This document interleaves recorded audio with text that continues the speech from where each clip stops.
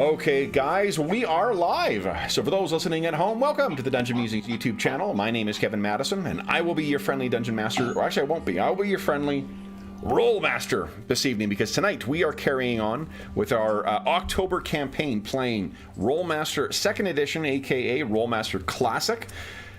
Playing an adventure a mini campaign we're calling Heirs of Sea and Sorrow. And with me tonight are the stars of the Heirs of Sea and Sorrow campaign. I'll go the order I've got you guys on the screen here. Why don't you tell us who you are, who you're playing, and you're all 5th level, so we don't need to hear about that. But I guess, what else can we tell you? I don't know. That's it. First up, we have Jeffrey. Hey everybody, I'm Jeff, and I'm playing Jawar. I didn't open my character sheet yet. And he is a warrior monk. Nice. Next up is our resident armor smith, Dave. Hey everybody, welcome to the game. I'm playing Sir Kira Vence, and she is a fighter, knightly. Well, I guess she's a sir, so whatever. Yeah, she's nice. Very nice. Also, it's called one of the children of the Vence family that holds the land at Myrna Doom in the Duchy of Cloven Bay. Next up, making his triumphant return to the Dungeon Musings YouTube channel is the man, the myth, the legend, Jason Hobbs! Hey everybody, I am Jason Hobbs, and I'm playing Cymar, a rakish intriguer, psychic wizard, also known as a mentalist. Very nice. And last but certainly not least, fresh back from the wilds of Montana, it's John! Hey everyone, I'm John, and I'm playing Zart Ordark. He is a level 5 mystic, half-breed of the elves, shapeshifter, master of illusions and water magic, and he is here to hopefully save the day. Very nice. So last session was a bit of an eventful one for at least one of the members of our intrepid party, but last session also carried over from the events of the previous session. So let me do this. I'm going to bring us all over to the map of the Duchy of Cloven Bay to assist our intrepid Hobbs here in getting himself situated with where we are and what's been going on. So last session, I will just set the stage here. You guys were heading back from the town of Cloven Bay, heading back towards the Vence holdings at Myrna Doom. Something happened 2 sessions ago. Dave, what was that? Are you talking like the attack by the evil monk undead guy with the shuriken? That would have been 3 sessions ago. Oh, jeez. Okay, then maybe it was the attack on us by the bastard daughter of the king of Oakford. Yep. And her brother, the second in line, and their Oakford giant and their magician and the 4 mercenaries that they'd hired to like stop Sir Kira and Trusty Jawar. And they might have killed the 2 kids that were yeah, we might have killed the neck. Yeah, it's not good. It's not good. Yep. So after what started with harsh words being exchanged, which soon became steel being drawn, at the end of the day, we have a maimed Oakford giant, and we had 2 dead offspring of the King of Oakford, a rival kingdom that the Duchy of Cloven Bay had, in recent memory, had a fairly lengthy war with, and we're only now at a unsteady peace with them, and with King Olin Trove, the King of Oakford. Last session we picked up sort of in the aftermath of that. What happened last time? A solid role play. I remember that. Mm-hmm. But we managed to make our way. We were partway between Cloven Bay and Myrna Dune. We made our way to Myrna Dune with the bodies of the slain Oakfords, Yep. and the Oakford giant. Kind of snuck in, sort of, to the. Kaya had used some of her contacts to get us into the keep without too much fuss, but she'd also slipped to Sir Kira's father that some bad things had happened. Sir Kira's brother did not return as planned. Might have started a war with the Oakfords, and Sir Kira had been attacked by some undead creature. She did all my work for me, which was fantastic. Yeah. I didn't have to have those difficult conversations with my dad. And that so the attacker that struck while you were in Cloven Bay, John, I don't know if you've been to a session since this. Yeah, the last one I was at was when the wet guy with the blades was about to attack us. So. Oh yeah. So then, we're the guy with what blade? The guy coming in from the rain with the blades. Yes, yeah. Okay, then that guy is the guy. Now let me show you, Hobbs. Again, I named it something clever. Here he is. I think I remember what it is. So this is what attacked Sir Kira in the middle of the night in Cloven Bay. Your character, you're aware of Halen Ventier, the one who, the heir to Lord Udic Ventier. It seems that he did not return from Eidolon. The twins came back, and that's really it. So the first sort of blow was that. And then in addition, on the way to Cloven Bay, Sir Kira found bodies of scholars or people with ink on their fingers who had been slain by this creature. Yeah. So this, what you can see right now, Hobbs, this is what the land between Cloven Bay and Myrna Dune looks like. And then Myrna Dune looks exactly like this.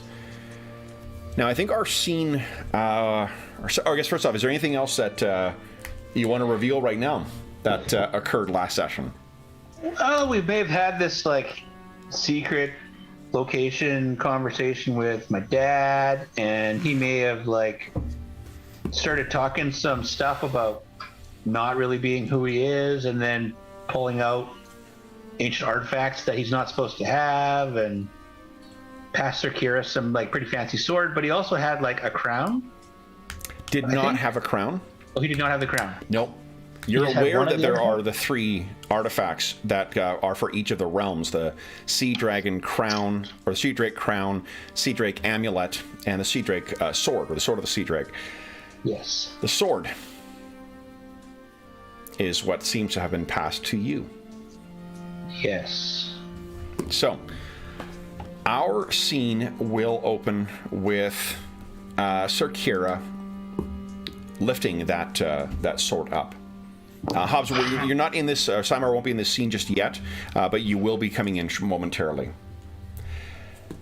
Now, what your father had told you, I think what you recall from last time too. Let me just quickly read what the description of the sword is like, and then we'll need to make an adjustment to your character sheet if you intend to keep it. Because as I crank my bookshelf with my soul.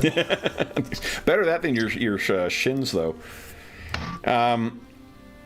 The sea green blade has slightly scalloped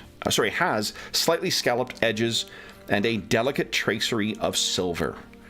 The hilt guard is designed of clear blue-green tinted lane. Lane is like a steel strength glass, magical material. And the blue-green tinted lane in the form of fish fins cups around the hilts. It is currently the size of a broadsword, but you did see your father, with a gesture, cause this thing to change from a dagger into a broadsword. And he told you that it can become a two-handed sword as well. So, Zartvordak, you would have been here through this whole revelation as well, too. And so what did he just say? His name is really... His name is actually Prince Kir Iannis. He is the heir to the throne of Elisa. You may recall that the last king of Elisa died, and the prince went into hiding roughly 50 years ago. Which is also about the same time that we arrived here, or he arrived here. That is correct. And that makes you also of the line and heir to the throne of the Sea Drake and the kingdom of Ulishak. I look over at the captain. Yep. To see if he's surprised at all. There is not. You don't need to make a roll for this. There's not a any surprise on his face whatsoever. You may recall that they had a bit of an exchange back and forth referencing what seemed to be Captain Lavar's sister coming into the middle of nowhere and marrying what she called a stranger. And it's right then when you sort of realize that there's actually there is a similarity in the eyes. Actually, you wouldn't have seen her. It would have been your brother. You can almost see echoes of your brother in Captain Lavar. So his sister was my mom. That's correct. And I look over at Jawar then, and I actually ask, did you know? No, I knew nothing of this. Okay. You just do your duty very well. I think, unless you're specifying, I think Jawar might be lying there. Really? Yeah, because you were aware of Captain Zedek's relation. Oh, of this what? Really? Yeah, because you knew that it was he was both Kira's uncle. And, I knew that part. Okay, yeah. So yeah, I wasn't sure if that was. Oh, I think that like totally pales in comparison to this whole king of the Sea Drake people. Like, yeah. He's not trying to be misleading. He's just blown away by that part. He's maybe not even thinking about that other part. Sure. Okay, because she's like, okay, so now it makes sense why somebody assigned me a bodyguard. I've never had a real bodyguard before. I've had guards around me, but not someone like Jawar. So, I think Lord Vence, or your father, is going to just wait for you to respond. What I can tell you is that you really cannot fathom a sword having better weight or feeling better in your hand than what this thing does. Mm-hmm. This is... I'm not sure you would have conceived that a sword could be this capable before you'd held a thing like this.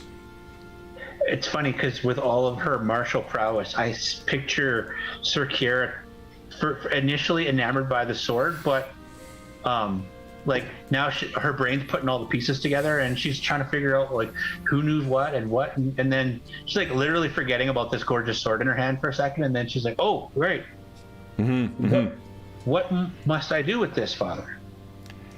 You said I must be a guardian, but am I to be your guardian? The throne is, and he kind of looks over, you can see that he exchanges a look with Captain Zedek, and he says, the throne is not my fate. I had planned for we had planned for it to be Halen, your brother. But things are moving now. And the attack on you, both in town and in on the road, trouble comes to us from foreign shores, from the south. Trouble comes from those damned troves. God. And now we have missing scholars. Liliana says she has lost some.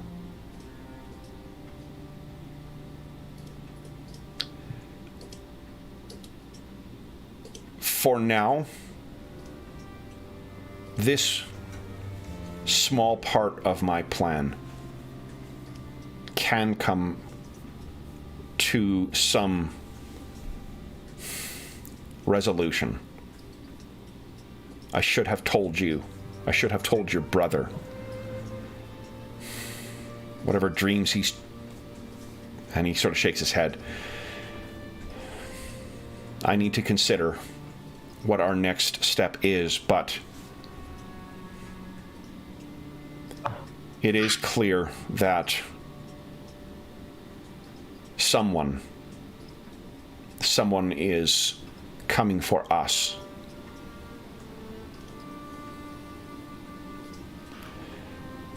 He looks over at you, Jawar. You know your duty? I do. I'm ready. He nods. And he looks at you, Zartordak. And you. You are now home? Indeed. Are you here to stay? I would never leave. This place has need of me, and so does Kiara. He nods. I am not the only father who has plans.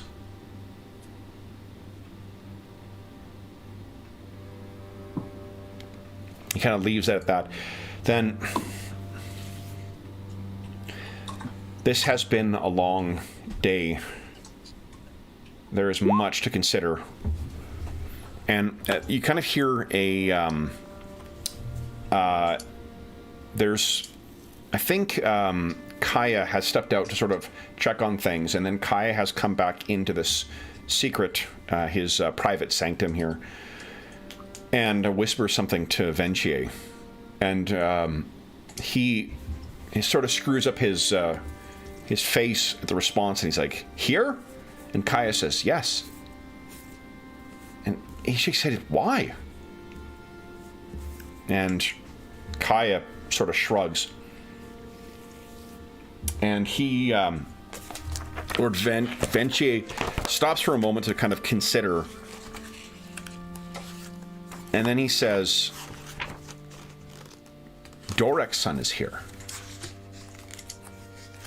And you guys may recall, Dorek is the master. 1 second here. I want to make sure I got that name right. I think I do. Is that right, Hobbs? Dorek, that's your father's name? I believe so. Yeah. Dorek is the court wizard to the Duke. Or to the Baron, sorry, not the Duke. And he looks at you, curious, says, "Do you know why he would be here?" What you guys know is that Symar, it sounds like from what you guys had, or what Hobbs sent me earlier, that you guys have talked about before Symar left for studies. You guys had a friendship going, but you haven't seen Symar since around the time when your brother and the twins left. Yeah. think Kira kind of perks up a little bit, like interest. Simar's here? He turns to you, or Zartordak, and says, "Did you know this was happening?" And John, you don't. I shake my head and I'm like, "This is news to me."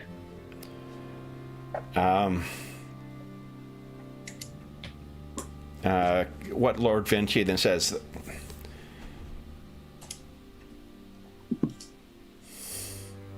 Well, we should not. Kira, you and the others, you know now who we are. And you know the many enemies who would happily see our line extinguished. Including the cult of the Sea Drake? And you can see he sort of snarls and he says, "Indeed. Why do you mention them?" Because they were in the obelisk. Strangely enough, He looks over at Zedek and looks back. "Did you speak to them?" Didn't we? I think one of them came over, didn't he? He did, and he said he was looking forward to coming to study at Myrna Doom. Yes, one of them had made a comment about my name and how it was similar to your given name. Almost like somebody was paying homage, I believe he said. And he rubs his temples, and he says, Your mother's insistence.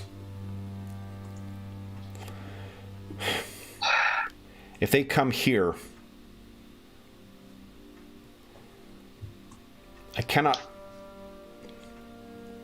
I have no proof, but I know that they are behind your grandfather's death. The cult of the Sea Drake murdered him and would see us extinguished. There was darker purpose behind their faith than what they will admit. Well, they also conveniently showed up at the obelisk the same night that creature attacked. And while it's been a lot of strange coincidences lately, perhaps given that we need magic or something to defeat that creature, right, Jor? We do.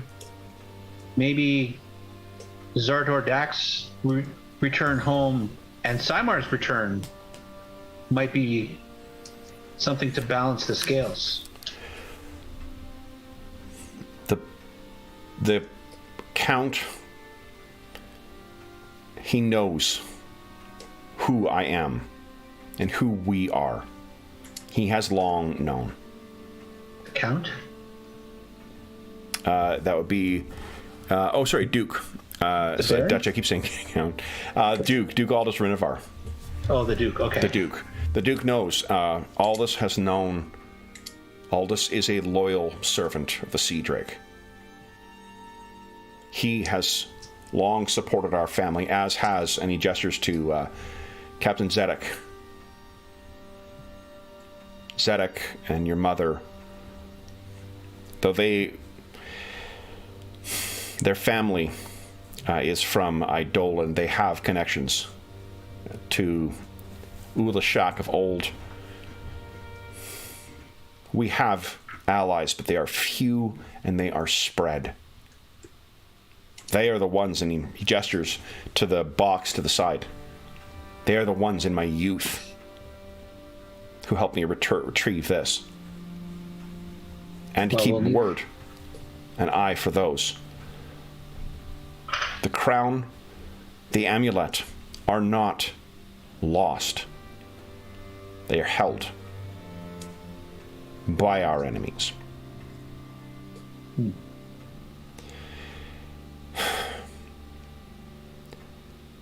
Dorek, I trust, but his son, I don't know. I remember him as a child here. He seemed a shadow. I know not what the time since he left has done to him, nor do I know. I did not send for him. So. Just showed up on his own? We will see. That was more of a reference to Hobbs. Yeah. We will see what Saimar's, where his intentions lie. But take care. Though the Duke, Aldous, has taken us in, there are many who would see themselves profit from seeing us dead. I have seen that happen.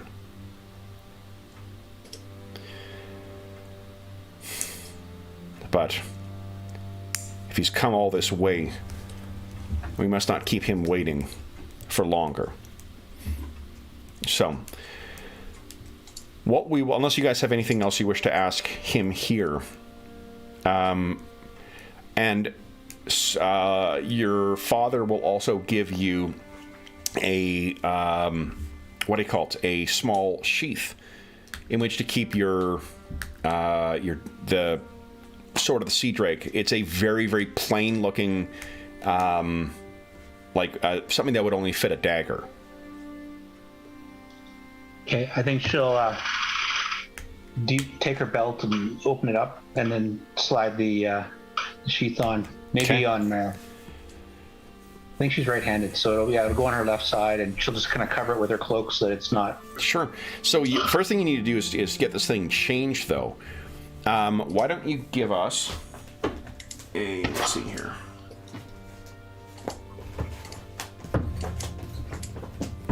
It'll be in a tuning roll.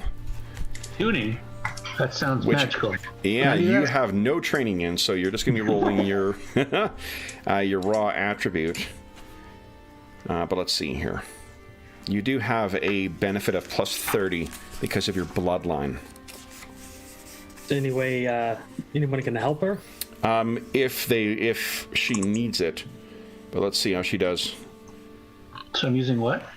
You're gonna roll 1d100 exclamation mark plus. And I'm just seeing here. It is. What is your? I got your character sheet here. Empathy. And intuition bonuses. Empathy is 15 and intuition's 10. It's 10, so that's 12. So add 42 to this. 1d100 exclamation mark plus 42. And you guys have 4 points of astonishing fortune. 1d100 exclamation mark? Yep, plus 42. Oh, I didn't put a 1 in front of the 0 zeros. It's like... Ever. So you gesture for your first attempt, and it does not seem to want to respond. You want to spend astonishing fortune on that, or you just want to try again? Or let your father do it? I look around to father and the rest. I'm like, how does that work? And he takes it from you and says, in time.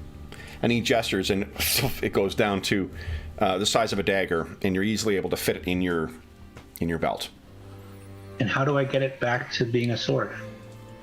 He says, with practice. Great. I have faith. It will come to you. And he... Do not worry, Kira. It took many attempts before I was able to attune to my staff. So, we cut to the... what passes for kind of the audience chamber in the Tower of Myrna-Doom, the main tower. It is probably more of a... it's more like a choke point in a defensive thing. It has big, tall, like narrow kind of corridors, tall ceilings, and many hidden kind of places where you could fire down into anyone trying to make their way in. Symar, you were standing in here looking at a empty throne or chair. Why don't you tell us what Symar looks like? What do we see standing there and waiting? You would be wearing riding clothes. You have been riding for most of the day. Oh, you're muted, Hobbs. Son of a biscuit. Rookie move. Son of a biscuit. Hey, I'm back to rookie status, y'all. And this might be one of the first games I've played with this setup, and you guys are using Zoom now, so that's different. So anyway, I'm just going by the picture more than anything. It looks, I think Symar is a well-dressed individual. He seems to appear to try to keep his status through fashion, and he must have already met his father, because his father hangs out here as well, right? His father is actually in Cloven Bay. Okay. Where the ducal seat is in Cloven Bay, which is right on the coast, right on the coast of the Bay. We did grow up here, right? The kids did and stuff? Yep, you spent time split between here in Myrna Doom and in Cloven Bay. And this is where Halen was supposed to arrive at. And no, Halen was supposed to arrive back in Cloven Bay and did not. No one knows why? No one knows why yet. Okay, yeah. Yeah. Well, I mean, what's been said is that he has taken up with some kind of merchant baron in one of the sky captains in Eidolon, in the flying city of Eidolon. And Captain Zedek is one such captain. He has a flying ship called, I think it's the Fair Maid. Is that right? Hey, Jeff, you're Jawar. You would have. I have that on the sheet? Yeah, I think it's in your character sheet, or in the backstory at least. Yeah. Lady Fair, I think it's called. I didn't open up that other sheet. Yeah, the Lady Fair. Regardless. Oops. Shit. Yeah. Symar has also taken upon himself of using a cane as an affectation that he often will, point things out or occasionally lean on for emphasis. Okay. So maybe like jauntily leaning on the cane when you can hear a group kind of making their way in, and I believe it would be basically everyone who's been in the previous meeting here. So you're seeing Zartor Dak, Lady Kira, or Sir Kira now, Jawar, who you've never met before, but let me get some dice rolling here. Why don't you give us a lore heraldry check, please? And I think you're going to get a minus. This should have been history, so we'll give you a minus 20 to this. But let's see how you do. So it'll be under your secondary skills. And I think the dice is on the far right. There you go. So there's a dark-skinned man. You I at least didn't know. play the penalty, though. Oh, that's fine. So, like, in as a reminder, in Rolemaster, when you're making a skill check, you just need to roll 100. So you're not sure who this man is. You don't know what these long white robes represent, but you do definitely know that his dark skin marks him as from the Yakin people, or the culture. So, as Lord Ventier walks in, there's also another strange man who you don't recognize. You might have seen talk to Halen at times before.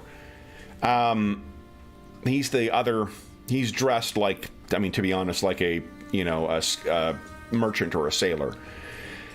But Lord Ventier comes in and says, Symar, how good to see you.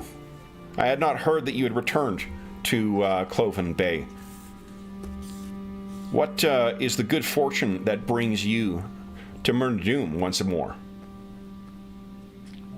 pardon any interruptions, Lord Ventier. I merely meant to call upon you and see if I could learn where your son had been. It had been my intention to be a friend and advisor when he returned here. But it seems that I am either too early or too late. And you can see that he's not really in a mental state to hide it terribly well.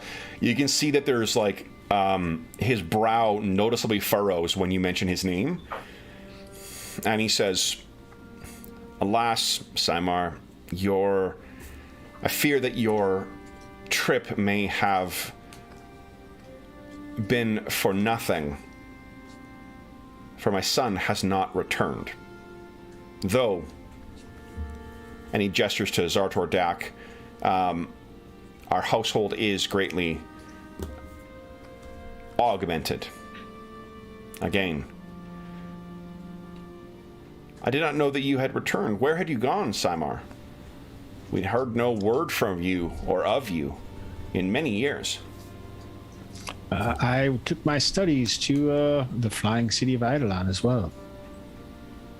His eye cocks, "Indeed." And he looks over at Zartor Dak. "You had traveled to Eidolon as well, or Eidolon." Eidolon, sorry. It's as we were joking the other day, I was listening to a audiobook like 2 weeks ago, and they mentioned that word. I'm like, wait, is that how you say that? And I had to look it up. And apparently I've been mispronouncing that word for years. Seriously? Seriously. Did you say Eidolon? I said Eidolon or Eidolon or Eidolon. I've always said Eidolon. Yeah, no, apparently it's Eidolon. Oh, I have a character named Eidolon. It was a superhero in a Champions game for 10, 15 years. Well, because we didn't have as a kid, right? Like we just read these words and we just figured, like, I guess this is how it, sounds. We didn't have, online pronouncing dictionaries. So. Yeah, no kidding. Oh. But in any event, I was at Eidolon. He looks. Was that at your father's arranging, Simar? Yes, most definitely. My father has given great aid to me throughout the years. While I'm saddened to hear that your son isn't here, it seems some of my childhood acquaintances are, at least, and perhaps more, with a subtle glance at his daughter. Okay. And I think Sir Kira was trying to discreetly take a look at the new, slightly older Simar. He cuts an impressive jib, the height of Eidolon fashion as well too, which is going to be miles ahead of what anyone. I mean, certainly in the middle of nowhere, like where Myrna Doom is. Even the courtiers of the Emperor's court in Rakan, in the what do you call it? The capital of the Rakani Empire.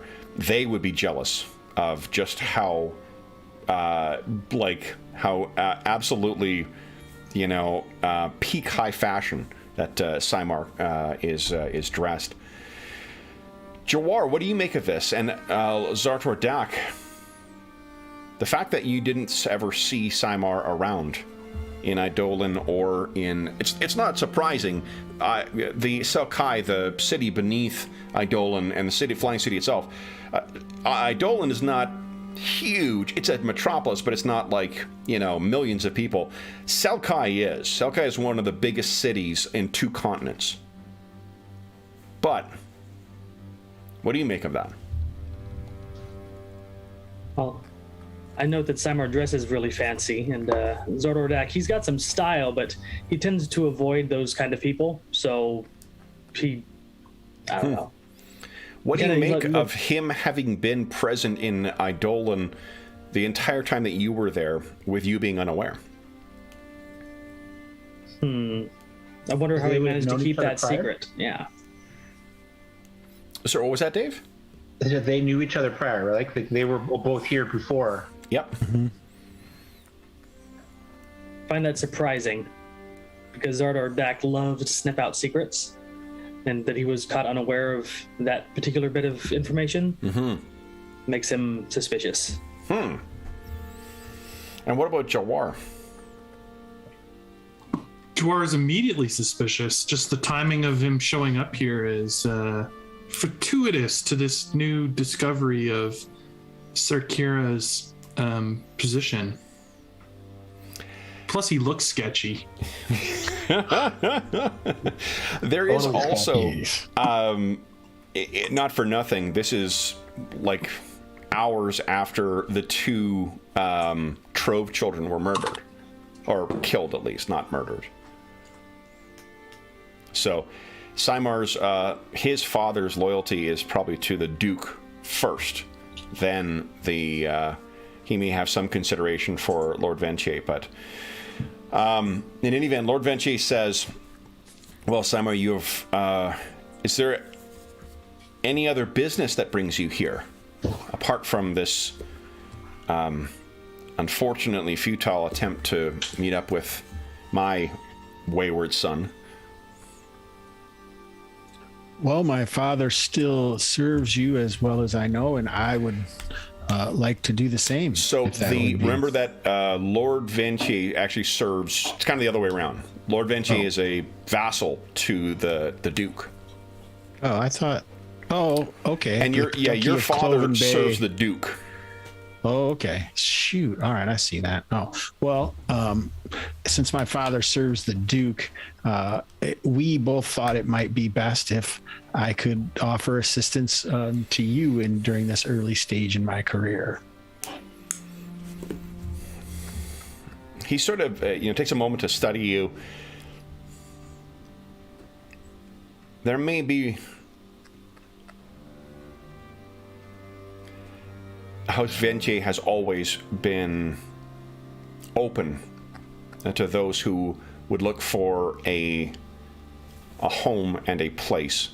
And though my firstborn may not return, and he kind of looks at you, Sir Kira, I see no reason to change that tradition. Symar, you are, of course, welcome at our table tonight and at my home, for as long as you would wish to call it your own. Sir Kira kind of tries to hide that she's getting a little red in the cheeks. Now, Symar, you may assist us with one problem. Kaya, now, Hobbs, Kaya is an Herazi. It is a... Well, here we go. They are winged humanoids. Most of the world thinks the Herazi as being extinct. They think that there's no longer any more of them, but you've known Kaya since you were a child. Kaya was raised alongside Sir Kira and is only a year older. She has been, what you've heard from your father, she has kind of become the major domo for Lord Ventier. Kaya says that she's had word that there are lumberjacks deeper in the Old Home Mountains who have set up a message or a signal that they require assistance. I don't know of this, but I trust the man who brought this information to Kaya. I don't know the nature of the trouble, but if nothing else, we are responsible for the people of our lands. And we also have this damned problem of missing scholars. Liliana says, Liliana, you would know Symar is the one who organizes the library here at Myrdadoom. Liliana says there were scholars visiting 4 who have gone missing. About that, did Kaya not tell you of the 3 that I found on the way to the obelisk? No. I believe this is all the bad news I can take on an empty stomach. Come, and leads you guys all in. You all settle in for a meal so you can talk about everything that sort of happened and what you're going to be doing. Dave, you want to give us a nutshell version of what... Can I interrupt momentarily? Of course, yeah. So I don't know how much you've gone into using the magic and stuff, but I do have this ability to, because obviously I'm maybe kind of going in a little blind, so yeah. it might be nice to, if I could like possibly figure out empathetically or just to see what's going on with all these people, because they kind of came in all at once and like, you know, immediately started questioning Simar. So I think he would have like, oh, okay, what's going on and who does he have the best chance to ingratiate himself with to deflect maybe some of the scrutiny that he's suddenly under. Yeah. So, but I don't know. Is it obvious if he casts like a? It is, yeah. Like, and okay, all so magic is do that, the one advantage that mentalism has over other forms of magic is you don't need to speak. You need to gesture, however. Okay. So yeah, so he wouldn't do that then. Yeah, like unless you, I could, what I could do is let you make a, like whenever you cast a spell, you're always going to be making a, what do you call it? A basic, spellcasting roll, and you just need to roll. I think it's as long as you don't roll like a 1, 2, or 3, then the spell goes off. What I might do is impose like a -50 to that. To try and like get your spell off without anyone noticing. Question: would workers of particular styles of magic be able to tell or sense the presence of another user nearby?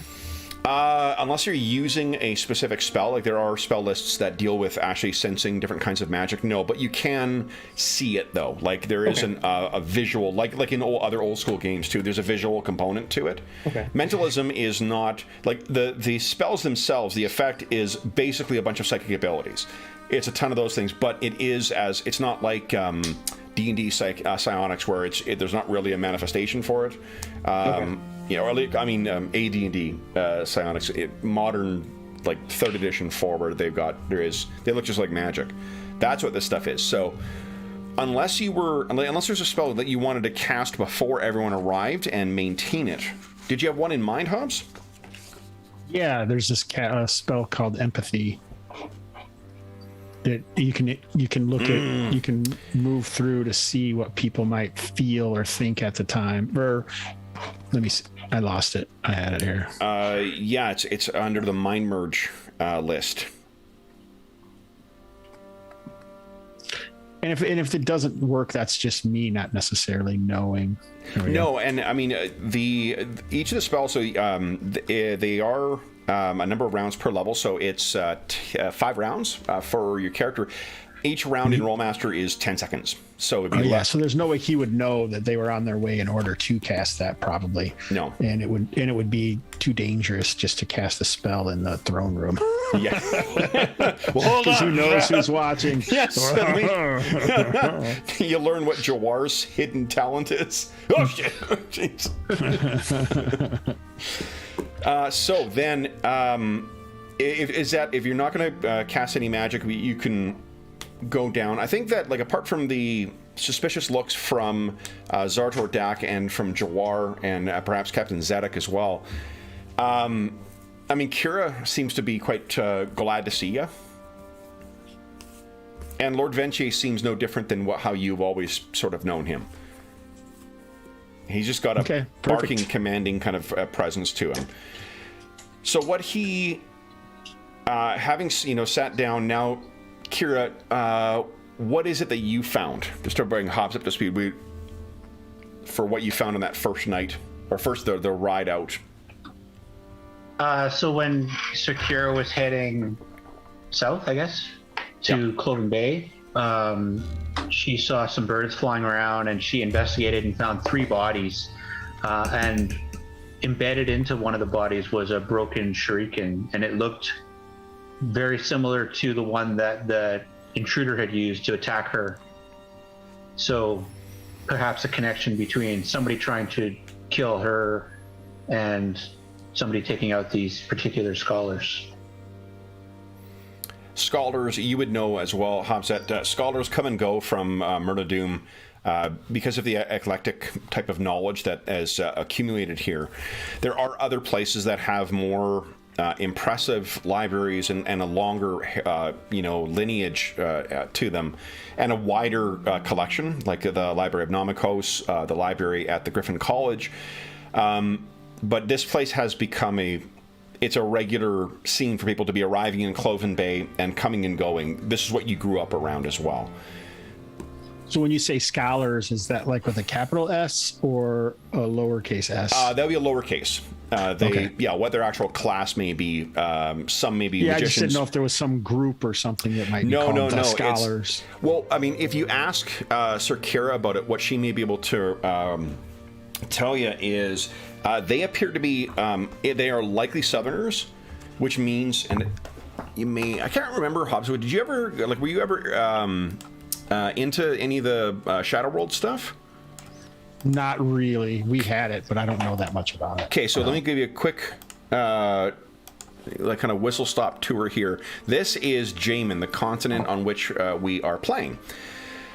In the late, or about the mid-Second Age of Ire, there was a group called the Loремasters, who, in connection with a legendary smith called Tethior, granted 3 artifacts, a sword, an amulet, and a crown to each of the 6 realms that made up Jaiman. These were Ulashak, the realm of the Sea Drake, Soralis, realm of the Wyvern, Zor, the realm of the Griffin, Uralan, the Elven realm of the Unicorn, Tanara, the realm of the Pegasus, and Rakan, the realm of the Phoenix. At the end, by the time the Second Age of Ire ended, following hundreds of years of the Wars of Dominion, Ulashak was ruined, Soralis was devastated, to this point where Soralis is just barbarian kingdoms at this point. There's nothing left. There's a remnant of what was the kingdom of Ulashak, but the last king of that died 50 years ago. Zor was annihilated in some kind of cataclysm more than 6,000 years ago. Uralan, the Elven kingdom, seems to have retreated into their forests, and they have been at war with, or rather Rakan, the Phoenix Empire, has been at war with Uralan for years. The Tanarans disappeared into their mountains, and there's the Cloud Lords who rode these winged horses called Steerdan. They've completely disappeared. So really the only surviving realm in the current age, which is 6050 Third Age, is the Phoenix Empire of Rakan. Did there used to be in the Shadow World lore like these clouds of energy that like separated different areas and stuff? Is that still active or not anymore? Because I remember reading that back in the day. It is, but it is really kind of like between the different continents. Okay. So, but for this, just south, if we had a bigger view, south of this is the continent of Emer, which is at like 2.5 times the size of Jaiman. And it has its own lengthy history, including at like back in the Second Age of Ire, it was ruled by Titans. There were Titans from this massive mountain formation in the middle. But that is in the distant past. Our map and Cloven Bay is right around this area right here. Cloven Bay would be right around there. And Murdadoom is in the mountains just further in. Let's see, why do we go here in the first place? Okay, so to give you an overview, right. So this is sort of that's the the broader idea of like where everything was and where we find ourselves now, and why the sword of the Sea Drake is such an important kind of object from history, or relic from history. Scholars, yeah. So, but yeah, the scholars, they come from all over. Oh, one last place I'll mention is Placidar. Placidar is also known as the Pirate Isle. That is where immortal Diari or Dark Elf pirates and other raiders will set out for. They are a scourge for both the Bay of Elisa and the Bay of Ulor, where you guys are, in addition to the Sirkakar raiders, like Viking raiders that come from the north. One of those Diari pirates is Zartordak's father. John's character and George's character are twins. Will's character is another one of his sons, and Brent's character is another one of his sons. And the older half-elf who runs the Obelisk Inn, he's another one of his sons. Yeah, it gets around. And gets around. Yeah. Well, he's old, I guess. It happens. So, with that, what do you guys... well, I guess unless you've got any other questions for that scene, we can transition to the dinner. And Dave, you can tell Hobbs what it is you found. And a reminder for John. I think, John, you might have missed that first session as well, too. What I found? The scholars. Oh, I thought I already explained that. Oh, okay, maybe. So I found the 3 bodies. I found a broken shuriken, which was similar to the one that the intruder had used, right? Nearly identical. Yeah. And then Jawar had pointed out that that is some kind of a evil assassin, almost was it like almost like a monk or Monks of Yarth? The Monks of Yarth. And the Monks of Yarth are agents of something called the Iron Wind. And the Iron Wind is the kind of nihilistic force that drove the destruction of everything during the Wars of Dominion. Oh, come to think of it now, Kev, would Jawar have some idea why the Monks of Yarth would come after Sir Kira, now that I know who she is? Well, Sir Kira did mention that she remembered that one of the kings of, not Elisa, but one of the other successor kingdoms, he was murdered by a Monk of Yarth. Assassinated. That's So about this 2,000 is something they've years ago. been interfering in for a long time. Most definitely. And I mean, Okay. one of the reasons that the lore masters, at least what it said, the lore masters gave those gifts to the different kingdoms is to stem the tide of the Iron Wind, to prevent their spread.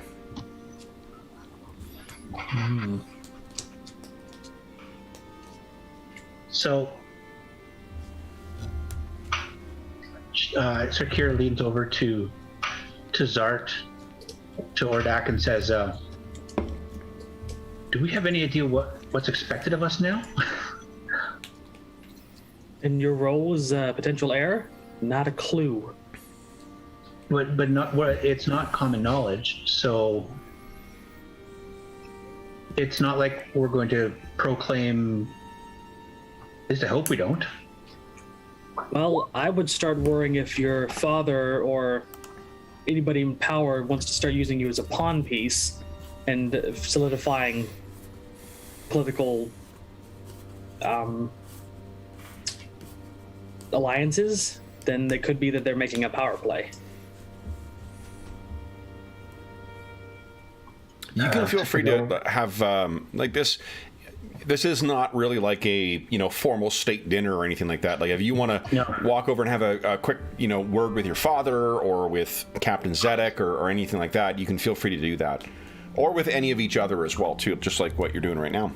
Yeah, and Zor will look at Kira and says, the fact that many of us are back home after being trained and more settled in our gifts leads me to believe something bigger is going on. And these monks that go around assassinating people, they most likely pick their targets because they're actively a threat, not just because they pop their head up and we need to squash them again. Well, I've never been targeted before. Why now? Somebody must have learned something that we just recently learned. I have a feeling your brother may have said something that raised suspicion elsewhere. I'm not sure how much your brother knows. Maybe you should ask your father. Fair.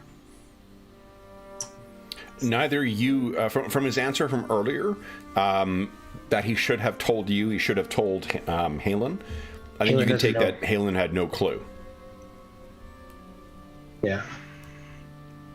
But if the Sea Drake cultist or priest or whatever that came to our table was able to draw a connection from my name, she looks over at her dad. It wouldn't be hard for others to make the same connection.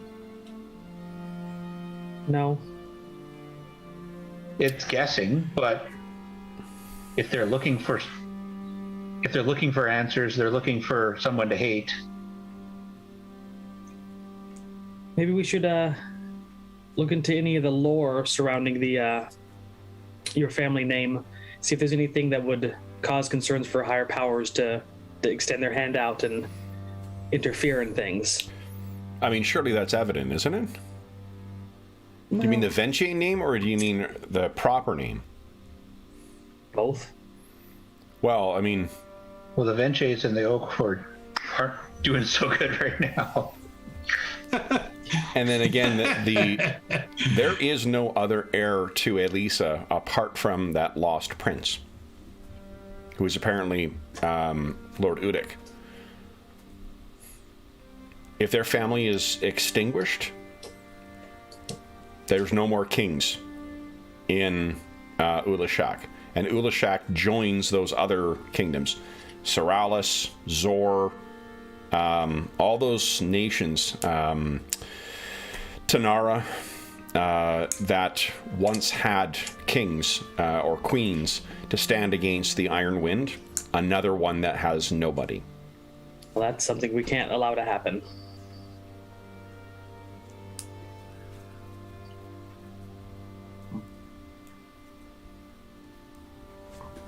Well, and John, were you there when we talked to the Duke?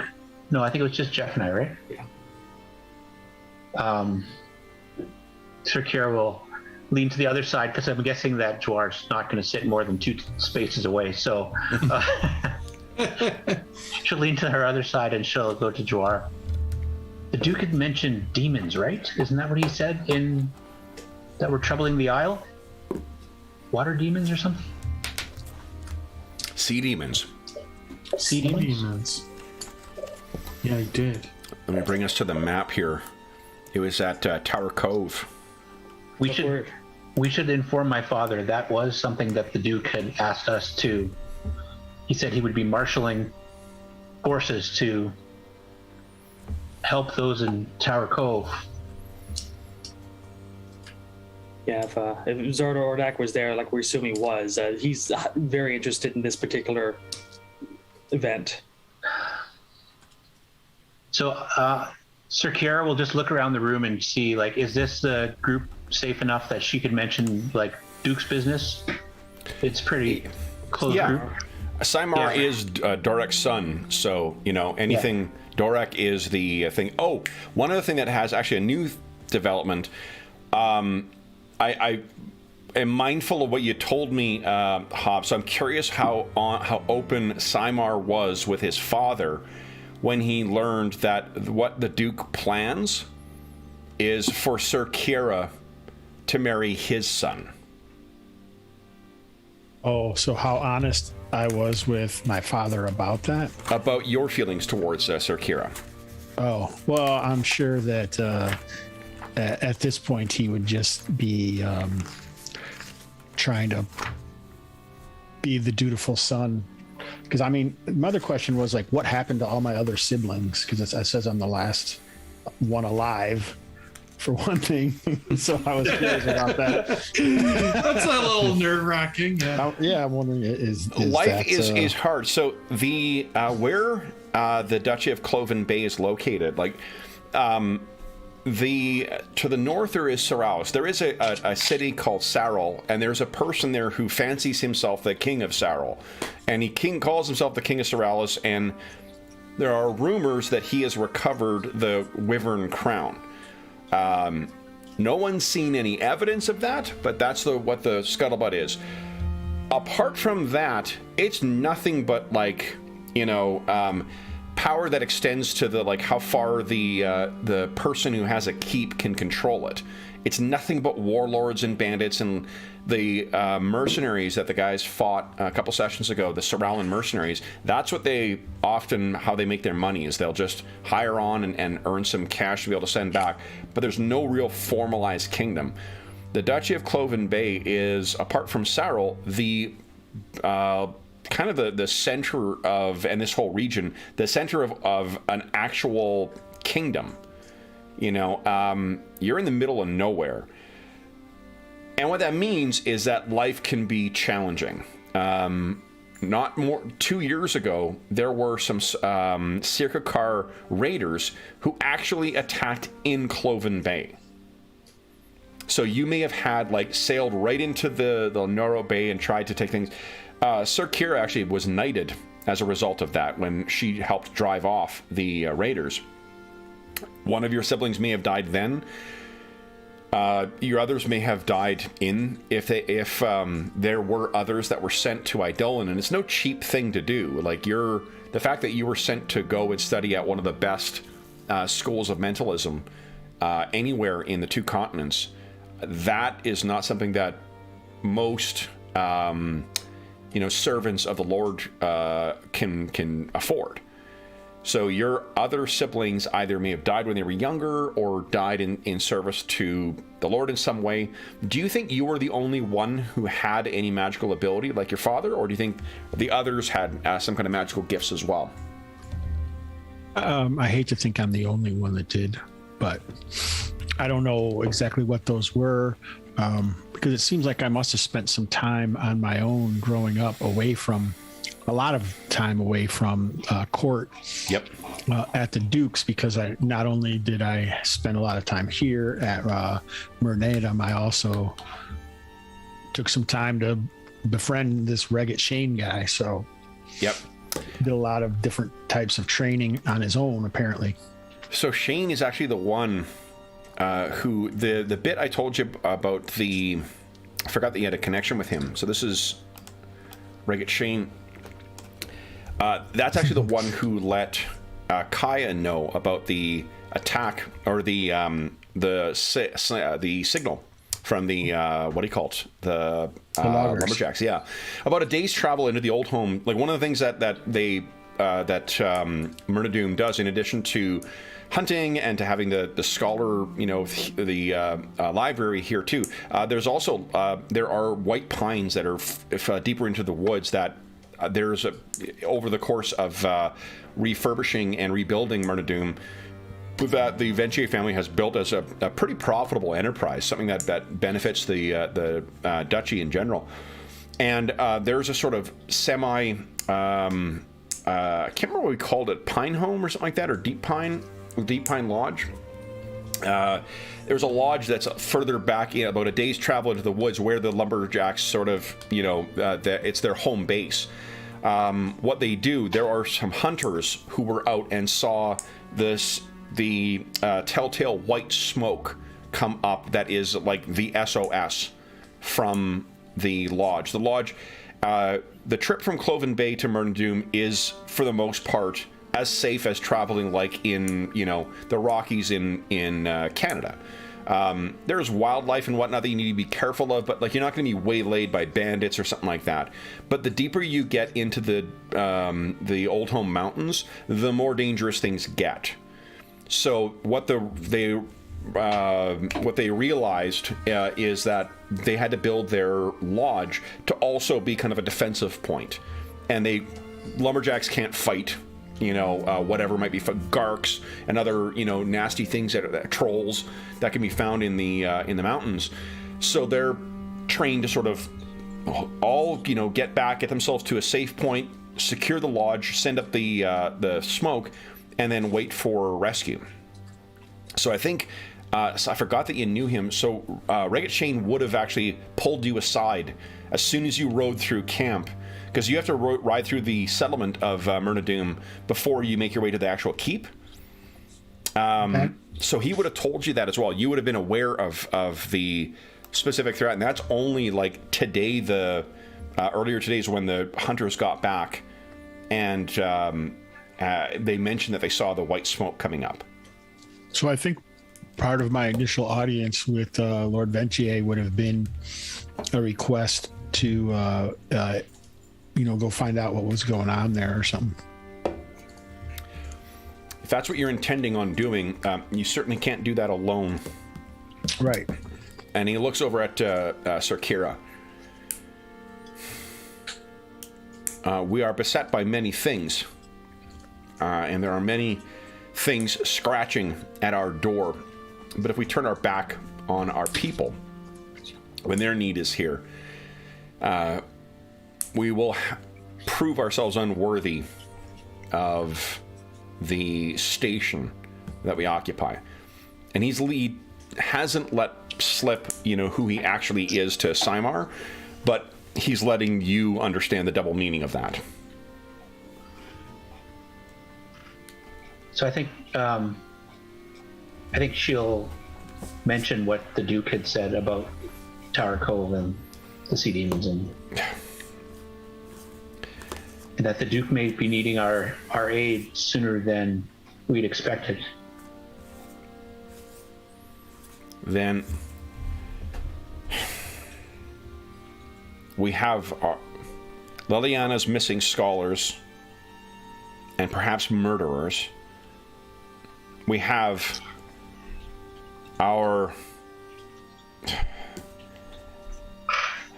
the men at Deep Pine Lodge. And we have Tower Cove. If Aldous has not brought us this news of Tower Cove until now,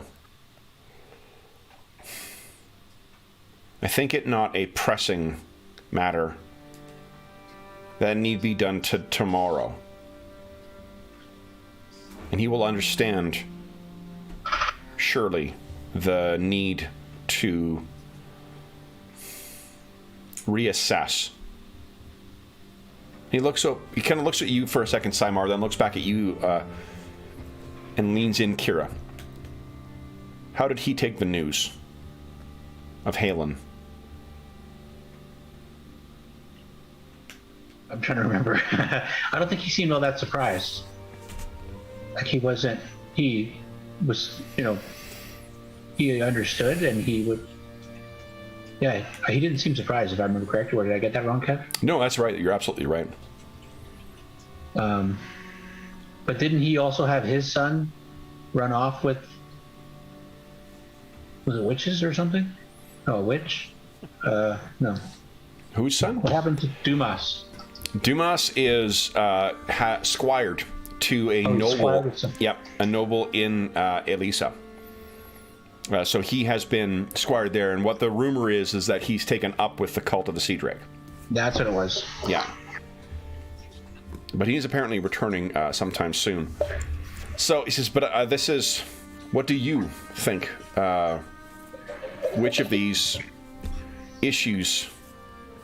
Which of these requires... Would you put as the most pressing? I agree with you, Father. I believe if the Duke would have needed our assistance tomorrow, he would have asked for it right away. But he hasn't. He just said he will call on us at some point. So that can be secondary.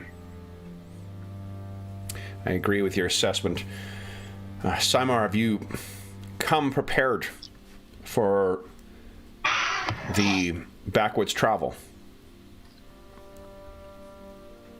I am more than just a pretty face, my lord. Hopefully I have what I need. And you, Jawar? Always ready. Oh, wait, let me look at my equipment list. 1 robe, 1 cane. There's no provisions. There's no water. No. We're doomed. Yeah. A bottle of wine. Yeah. And a soft leather pouch. So is there anything else you guys wish to discuss, or anything else you wish to, to ask about before we call your evening to a close? Obviously, you guys have a lot of information that you guys have just processed or been exposed to over the last several sessions.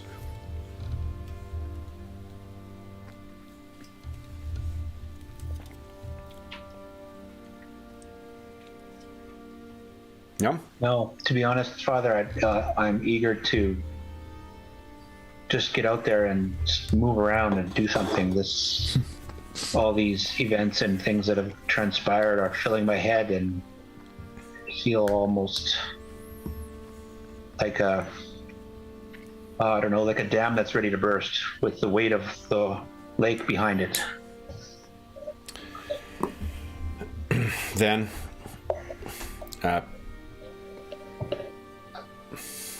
perhaps some time away would be good. But take care. And he gets up, and the way that the light is hitting him and the expression on his face, he seems older now than I think you've ever seen him.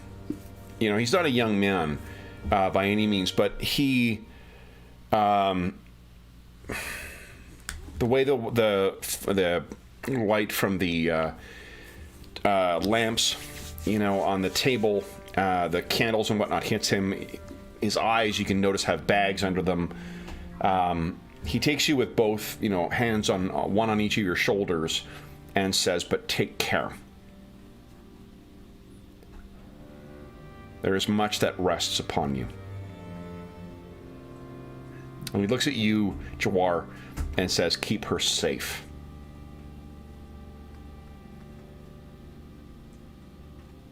Jawar just nods.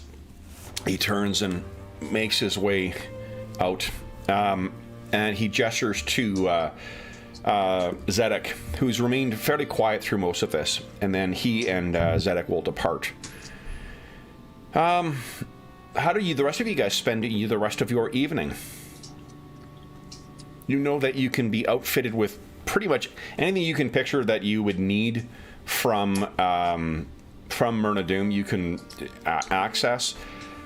The horses are going to be useful for a limited period of time. It gets fairly cramped, so fighting from horseback will certainly not be helpful. And but there are the trails leading up towards Deep Pine Lodge. I think I'm calling it something different every time. I should really write down what I'm calling it.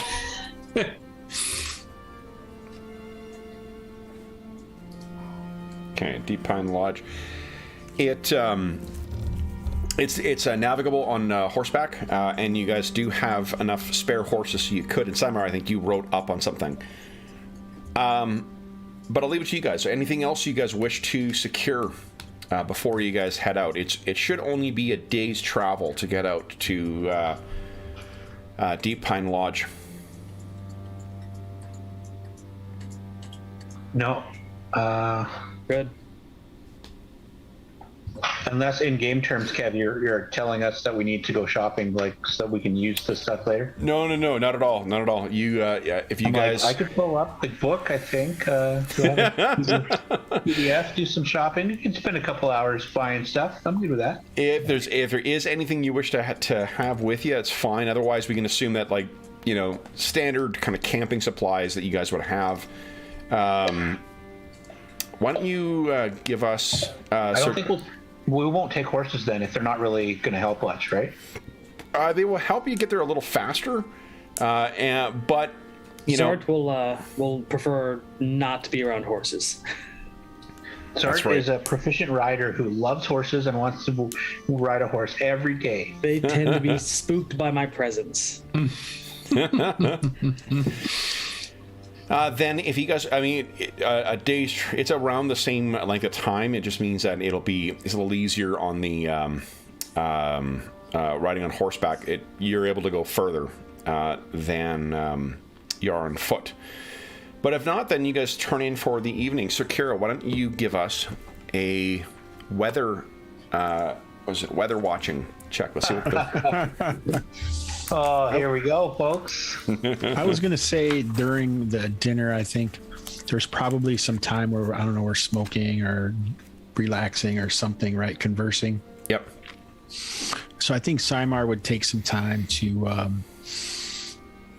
talk about Idolin. I don't know how to pronounce it again. Idolin with Ordak, like even like mentioned some places that he was aware of or knew. So it would be pretty obvious to Ordak that he indeed was there, because he seemed to have some skepticism about that in some way. Oh, I don't doubt you were there. So he would talk to him and then obviously talk to Sir Kara as well, just to see, you know, how our studies went and the promotion to a knighthood and condolences, or, you know, just concern about her brother. Mm-hmm. So how do you think Sir Kara reacts to that, and how does Zartor Dak react to that? I think Zartor Dak is more interested in learning what secrets Simar has, so he'd probably be more interested about talking what kind of mentalism he learned while in Idolin. I think Sir Kira is recognizing that her foolish young girl crush on Simar was ill-timed and not worth the water in her cup. However, Simar has gotten older, and so is she. So, she's trying not to blush a lot. And I think he said something about my brother. And Halen,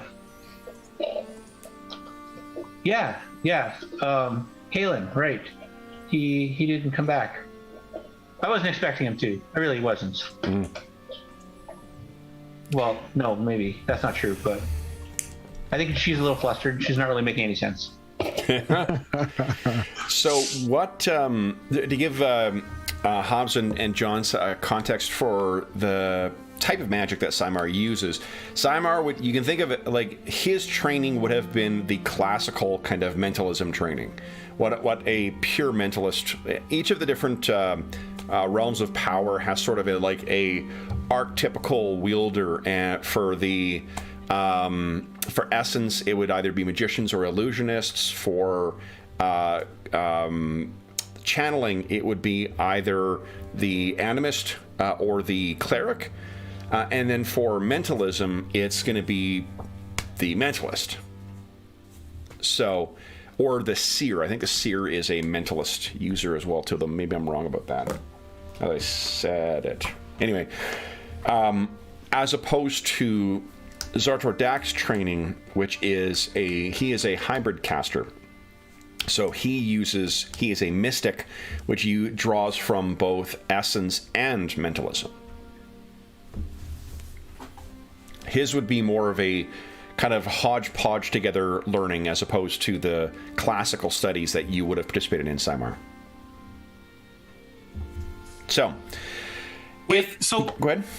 Dave, from the way you're describing it, like, Jawar doesn't even need to make a roll to see that there is some romantic feelings here, or what? I think they'd be,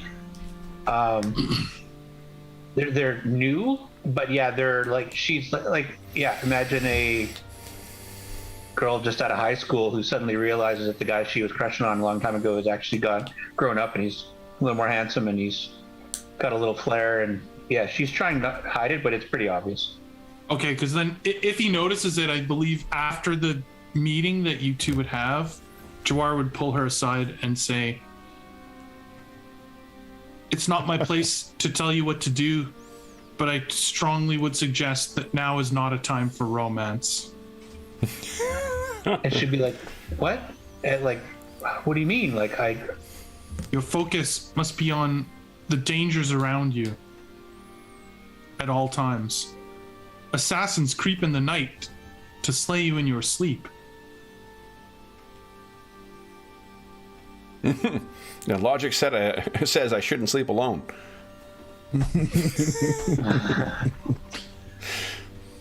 So one of my spell lists allows me to mentally converse with those who have a mentalist thing. So I didn't know if that would make Zard Ordak that. Absolutely. Or how Yep. He counts that.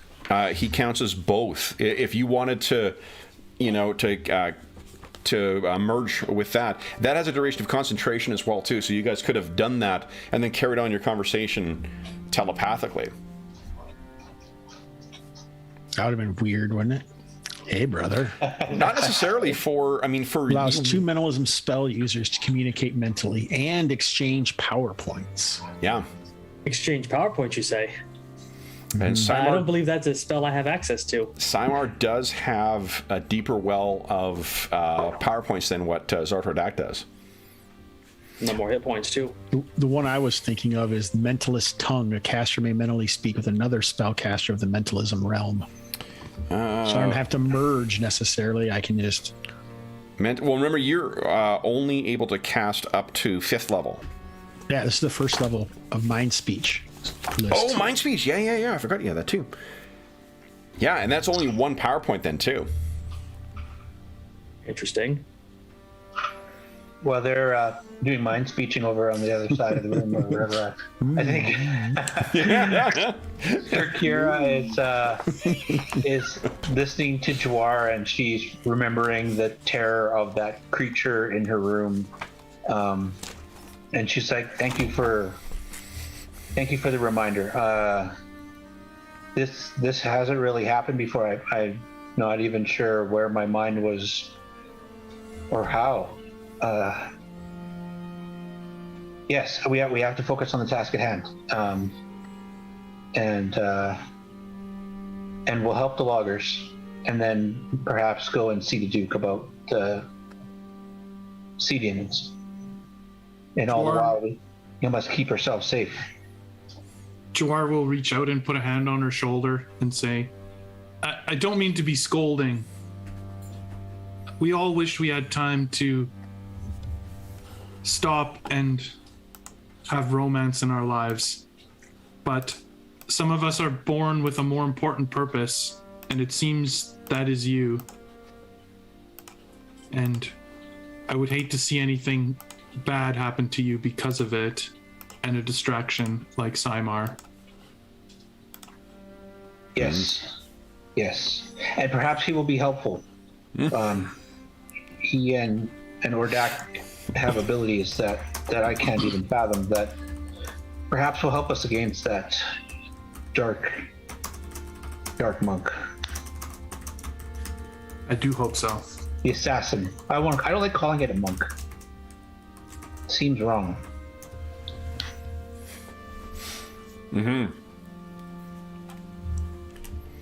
So then, if there is anything else you guys wish to discuss at this dinner, you guys can feel free. You have the adults, as it were, have left for the evening, leaving just the 4 of you anyway. One thing I wanted to mention as well too, if I forget, Hobbs, you may remember this from back in the day too, but the way that your gold ring works, the spell adder, what that allows you to do is twice per day you can cast a spell without spending any power points. The PowerPoint multiplier is what multiplies the amount of your PowerPoints you have. The spell adder, it doesn't matter what level of spell it is, as long as it's something you can cast, it just doesn't cost you anything. So, unless there's anything else you guys wish to do this evening, then you all make your way off. Simar, you were shown by Kaya to a guest quarters. As are Zartordak, you're brought to you and your brother's old room. Jawar, you were likewise given guest quarters, although the guest quarters are separate and apart from Sir Kira's quarters. I'm not sure, given your charge. I asked if she'll allow me to see her quarters.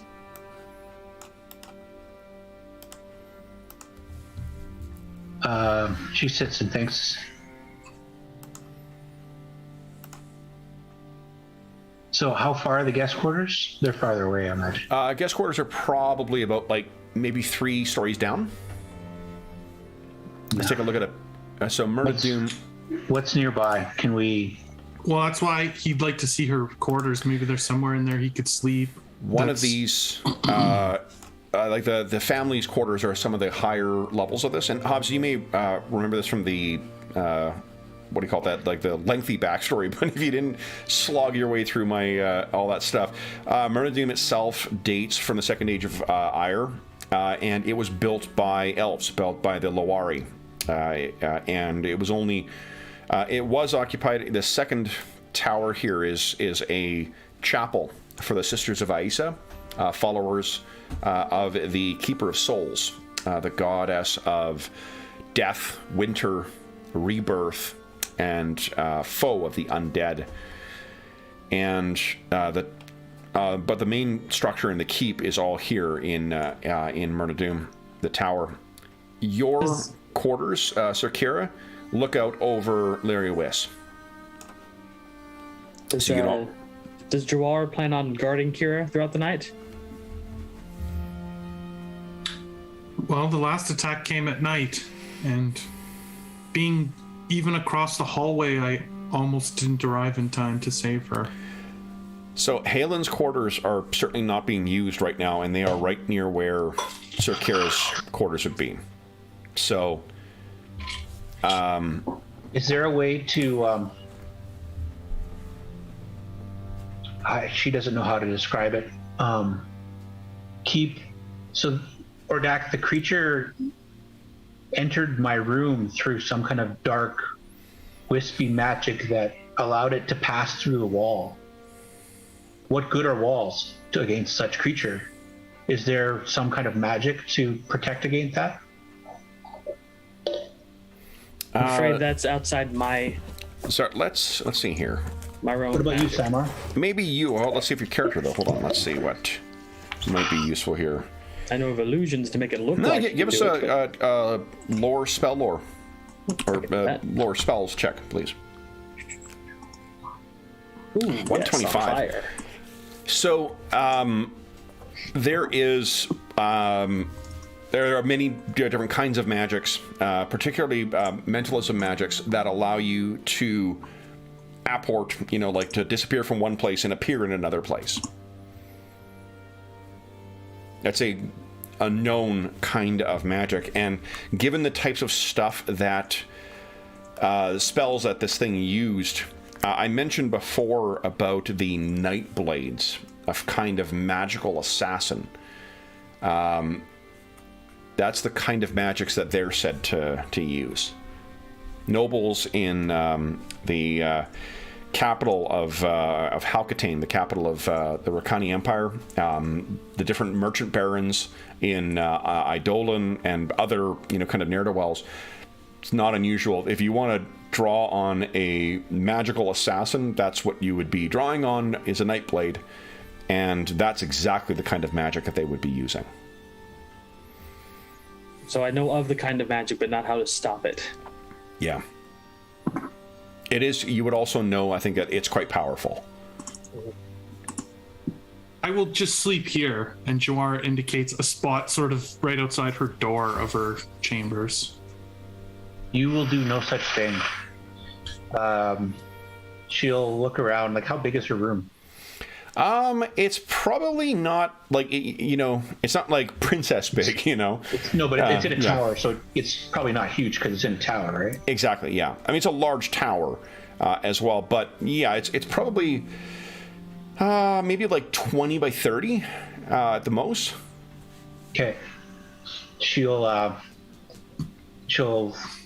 ring for a servant or whatever and have them bring Jawar's things and a makeshift bed for today and set it in her room. And Jawar has a cot that he laid out before. Oh, okay. Yeah, just like for sleeping on the ground. Okay, well then she'll just we'll move some things aside and make space so that Jawar is not sitting in the hallway. as you're getting yourself set up in there too, Jawar, you can't help but be reminded of that last night, I guess. All this shit happened in the span of a day. Last night, when you slept by that door and that, as you're setting down, there's that coin that was slid under your door.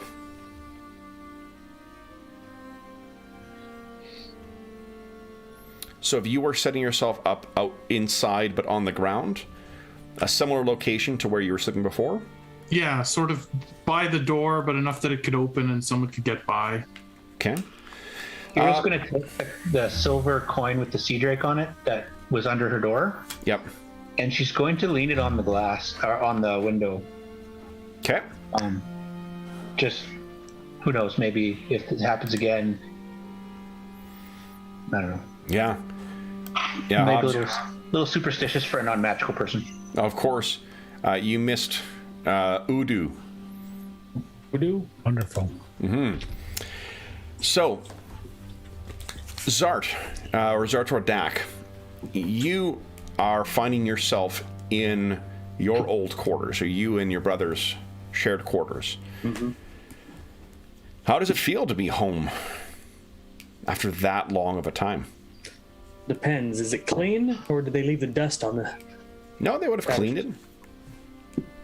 It feels like everything's smaller. Like I've grown more.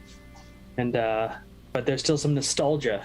Like he'll walk over to his old bed and run his hands along the foot where he's carved, initials into it. And just reminisce about first learning how to shapeshift. And just take a breath, because this would probably be the first time he's felt safe in a while. Mm-hmm. So he's home. Okay. And Simar, in the guest quarters that you find yourself, you didn't travel by airship like the others did. You actually were transported by navigator. And in fact, that fellow that I mentioned, Udu, you actually traveled with him. What a navigator is, you may remember this from back in the day, but a navigator is a magical, wielder of magic that can transport people magically across the, vast distances. They send messages through these standing obelisks, and then they also use those to teleport people. You traveled here with, where is he here? The navigator. Here we go. Dole at Thoreau. Theron, sorry. Dole at Theron. That's what the navigator was like, and you traveled with this strange... You thought it was his pet at first, but it seemed to be a sentient called Udu. Traveled from Eidolon as well. They both brought you here, but then you quickly went and joined up with your father. That means that you arrived. You had one night to sleep back in the keep in Cloven Bay, and then you've once again been dispatched. So you barely had a night that's home. Do you think that Myrna Doom is more of Simar's home than what Cloven Bay is? Or is Cloven Bay the place that he finds his home, and this has always been a place where he has been on the job, as it were? No, I think he found Myrna Dune more of his home, because that's where he seemed to be most at ease. Even though he did have things he was supposed to be doing, he was still... he was 15 when he left, right? So, or 18 maybe. But he must have spent a good few years here studying and going through the library and meeting with the loggers, apparently. So I think maybe it felt more like a job being in his father's presence than it does when he was here. Okay. So would Simar head to bed immediately, or is there something else that he would do? He hasn't seen the library, for one, since his arrival, because he would have presented himself to Lord Ventier, and then he would have, gone to dinner with everybody. Yeah, it seems like he would probably have some sort of friendship with Kaya if she's now the librarian, because she's in similar age, I'm assuming. Liliana. Liliana. Okay, I got that confused, I guess. But yeah, if he could, he would visit with them. Sure. How far is it to the settlement near Muradun? It's a matter of maybe 5-10 minutes walk, if that. So, I mean, he may want to go there and take some time because he didn't really have time to talk with Rega before. Sure. So, how do you think is going to make it known that he's leaving for the evening, or would he try and sneak his way out? I think he would probably sneak his way out because he doesn't necessarily want people asking those sorts of questions. Okay. So, is there any magic that you want to use, or do you think you're just going to use your sneakiness? He probably used. I think it's just common for him to use like shadow. So. To use, sorry. He's got this spell shadow, right? Shadows that significantly make him sneakier. Sure. Oh, cloaking, right? Shadow. Cloaking, yeah. Is that what it is? Just the spell list is called cloaking. I just didn't remember where the spell was. Yeah. So then. Yeah, here it is for shadow. Yeah. Almost invisible. Oh, yeah. So I mean, what that'll do is, why don't you give us a hide? Give us a hide check, and then we'll add to your result a plus 75 because it's quite dark and it's quite it's already night by this point. Your skill, look at that. So plus 75 gives you 132. Yeah. So, yeah, you are completely. There's maybe someone, stable boy kind of looks over his shoulder, trying to see what the hell. I'm sure it was nothing. And we see you making your way down towards the town. Would you have told the Regget that you were going to be coming back? I think so. Okay. What do you think your customary meeting is then? Do you meet at his house? Do you meet at like in an alleyway or at his stable? There must have been some hidden place that we would always meet because it couldn't be something that could be ever found out or seen or anything like that. So maybe the mill. Yeah, that mill sounds fantastic. Because then it will be dead at night, right? They're not going to run that 24/7. So you come walking. We see you, making your way towards this, and he is. He's slightly in the casual observer would miss where he was, but you can see like a pair of boots sticking out as if someone's leaning against a wall. So you can easily see where he was. When do you make yourself known? As soon as I know that there's no one else around. Okay, give us a perception check. Okay. Let's see if there is.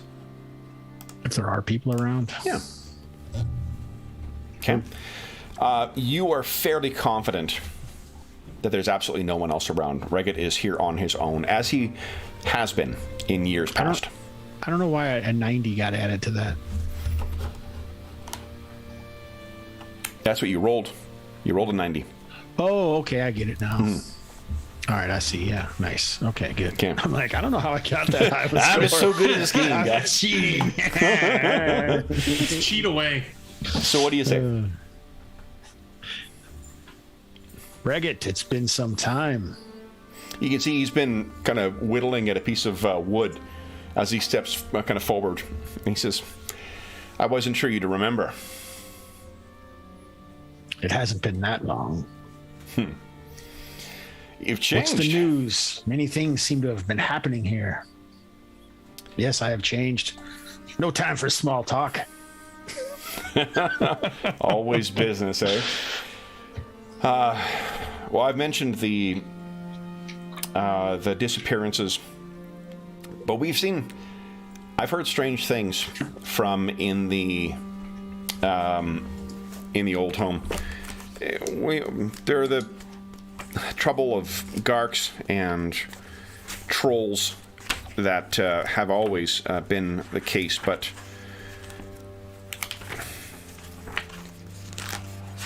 some of the hunters have Do you remember the tales of the Ember Elk?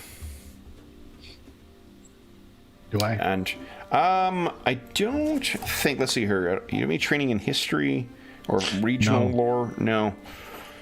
Heraldry and just fairies, give us, I have. Yeah, give us a.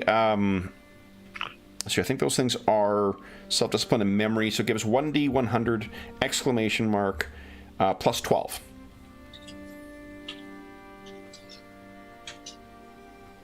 Fortunately, your self-discipline is pretty awesome. Wow. Okay. You seem to remember it's something to do with. So, guys, as a quick reminder as well, too, even though you don't succeed with 100%, Rolemaster has a sort of sliding scale of success in it. So you may get partial success from even if you don't roll a 100. You kind of remember something about. It's something to do with the woods, like maybe a spirit or something like that in the woods. But you don't remember particulars about it. There's the woods are full of all sorts of different, like small gods or spirits or fairies or whatnot. The Ember Elk, it rings a bell, but you can't remember any particulars about it. So I would say Bartland's tales were many, and sometimes they merge in my memory. Said to be the spirit that watches. If you believe Woodwolf, he says it is the god of this part of the old home. Woodwolf, you would know, is Will's character, one of Zartordak's half-brother. He's an animist, who like a druid who lives in the woods. It's been seen, and if it wishes to be seen, it may be saying something. I still don't know what the sisters do up at Winter Watch, and you would know that Winter Watch is something. Let me get. Oh no, we don't need to. Winter Watch is a what do you call it? A shrine that every winter, just before. The sisters will send an armed detachment to go and man the shrine. Purportedly, it's to guard against the winter, but Shane has never thought that, they would just be out there for no reason. Mm-hmm. I can tell you over the last years, they have been sending more and better armed sisters. I found it prudent to not pray into those who follow the Keeper of Souls. They have their secrets. They would have good reasons for it. And it would be difficult to learn the secrets of Winter Watch without attracting their attention. But they seem to be anticipating something. And I don't know what. If the Ember Elk is making itself known, it may be concerned as well. So how much do I know about Shane's history? I thought he might know more about the realm, but he seems like he definitely is more involved with just like the immediate area. He had a life beforehand, definitely, that he's hinted at, but he came here to put that behind him. Okay. He doesn't, he keeps his finger close to, the pulse of what goes on in the community and the immediate surroundings, but only so much as it affects his people, his family, his community. And it's also, if you spend a lifetime, trained in whatever it was that he was trained in, it's hard to ever just leave that behind. Yeah, for sure. Do you know anything of Halen? No, I know he didn't return. Though nothing definitive. Have you heard? Rumors. Sea merchant, sea drake cult. The sea drake cult. None of it makes much sense. Is that something I did hear? I might have just made that up. No. What you heard was that the sea drake cult. They met with Sir Kira, She had mentioned seeing them in town. You actually would have seen them in town as well, too. And they wear these emblems, right? Yes, they have those, that Okay. specific, absolutely. The reason that's important for here is because the Kingdom of Elysis, when the prince disappeared, they took over as regents, and they've run that kingdom since that time. Okay. That's what I and figured. prior, this is not something that was founded, like, faith in Rolemaster is not, like, gods aren't linked up with clerics always. There's all sorts of different spellcasters. Faith can be completely independent from your class. And it also doesn't necessarily mean you're actual, a cleric. So the Cult of the Sea Drake has effectively run Elisa, and the vast majority of the upper echelons of the cult are elves, which means in Rolemaster, elves live forever. So if they're insinuating themselves into this thing, if they're like other elves, they're planning for the long term. I've seen the cult about. Any news on what their intentions or what's drawn them? Nothing good. Where the cult extends its influence, it tries to bring them into the fold and under the yoke of Elisa. But this is hardly a surprise. The success of Cloven Bay, the peace with Oakford, and from what I hear, potential opportunities coming from the south. I've heard that they've seen Southerners meeting with the Duke. And when he mentions that, you think like, well, actually, yeah, they're staying in the keep. There were some people who were from a city to the south. But I don't know that much about what city or who the Southerners would be. This one you actually would, because it is, I just want to make sure I get the name right on it. It is the most important Lethis. Lethis is effectively like the most wealthy merchant city. It is part of the Rakani Empire, but it's almost a rival of Eidolon and Salkai. If these phenomenally rich merchants from Lethis or Lethis are coming and entering into some kind of trade agreement with Cloven Bay, that means some great success. That a great amount of money and a great amount of attention will be coming through Cloven Bay.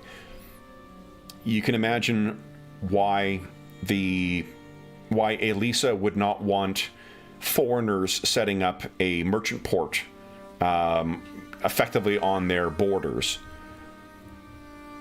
And Elisa, really, if Cloven Bay becomes like a favored, trading spot for the merchants of Lethis, that may be to the detriment of Elisa as well. But on the other hand, didn't we? I mean, maybe my character doesn't know that, but I feel like the players are aware that the Duke is under the influence of the cult. The Duke's son is under the influence. Oh, but not the Duke himself. Not the Duke. No. Okay. The Duke is loyal to Lord Ventian, or Prince. Right. That's right. Kieran. Okay. Yeah. All right. Yeah. Okay. So I mean that, and you would have known that. So like, do you share with Regit that you saw these Lethis merchants? Yeah, I'd like to see what he says.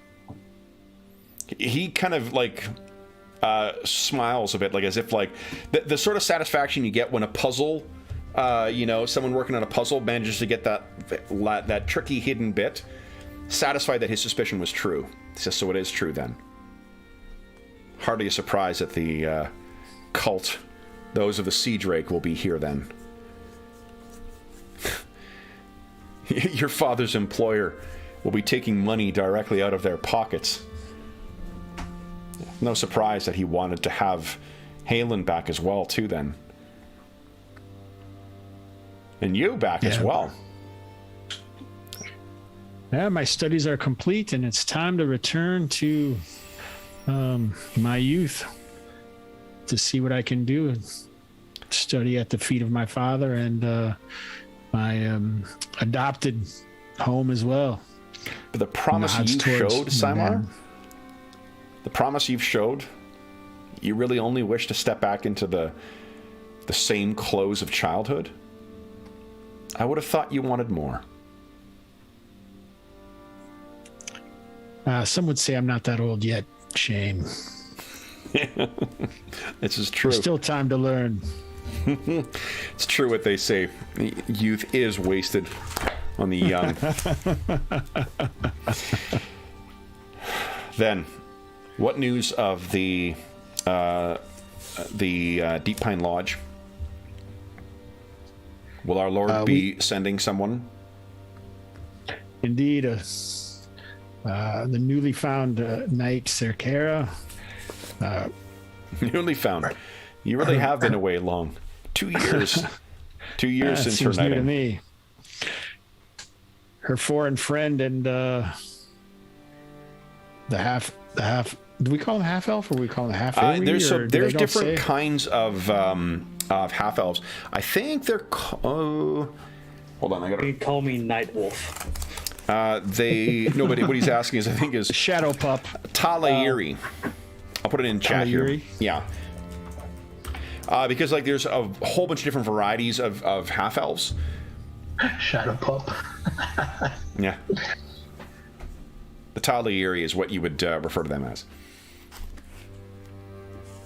That's also indicative of his father being a Diari, a dark elf, as opposed to one of the other kinds of elves. Old friends and acquaintances are going to look into the situation. What do you make of this? The Changramai, the monk. And you're sort of, it clicks on you. You're like, oh fuck, that's what it is. So Changramai monks are. It's an order that's 10,000 years old. The Changramai are, they're the Kleenex of the fighting monk kind of thing. If you mention the monks whatsoever, like warrior monks, that's the order everybody thinks of. And their white robes are they're known all the way across Jaiman and across Emer, and they're also they are mercenaries. One of the ways that the order sustains itself is hiring themselves out as bodyguards or other things, it's said. And you're kicking yourself like, fuck, of course that's what he is. Does that seem surprising for just, a daughter of the Lord of Myrnadum to be able to afford one of these mercenaries? Most definitely. But if the other guy who was with him, Captain Zedek, if he was they could afford a merchant baron like him. He could afford a bodyguard like that. But you're right. He doesn't seem to be who he's protecting. He seems to be protecting Cerkera. And it's not something that you would lightly do. If you're hiring on a member of the Changramai Order to serve as your bodyguard, it's because very dangerous people want to kill you. And I don't know anything about any of that, as far as I know. No, you do. So. Now that he said that, it's so. Like I mean that this gray shuriken wielder attacks Cerkera. I don't know if I know that. Yeah, the exactly. guys told you about that at dinner. Oh, okay. Everything was covered. I was like, yeah. Oh, well, it's a good thing that the Changramai was there then.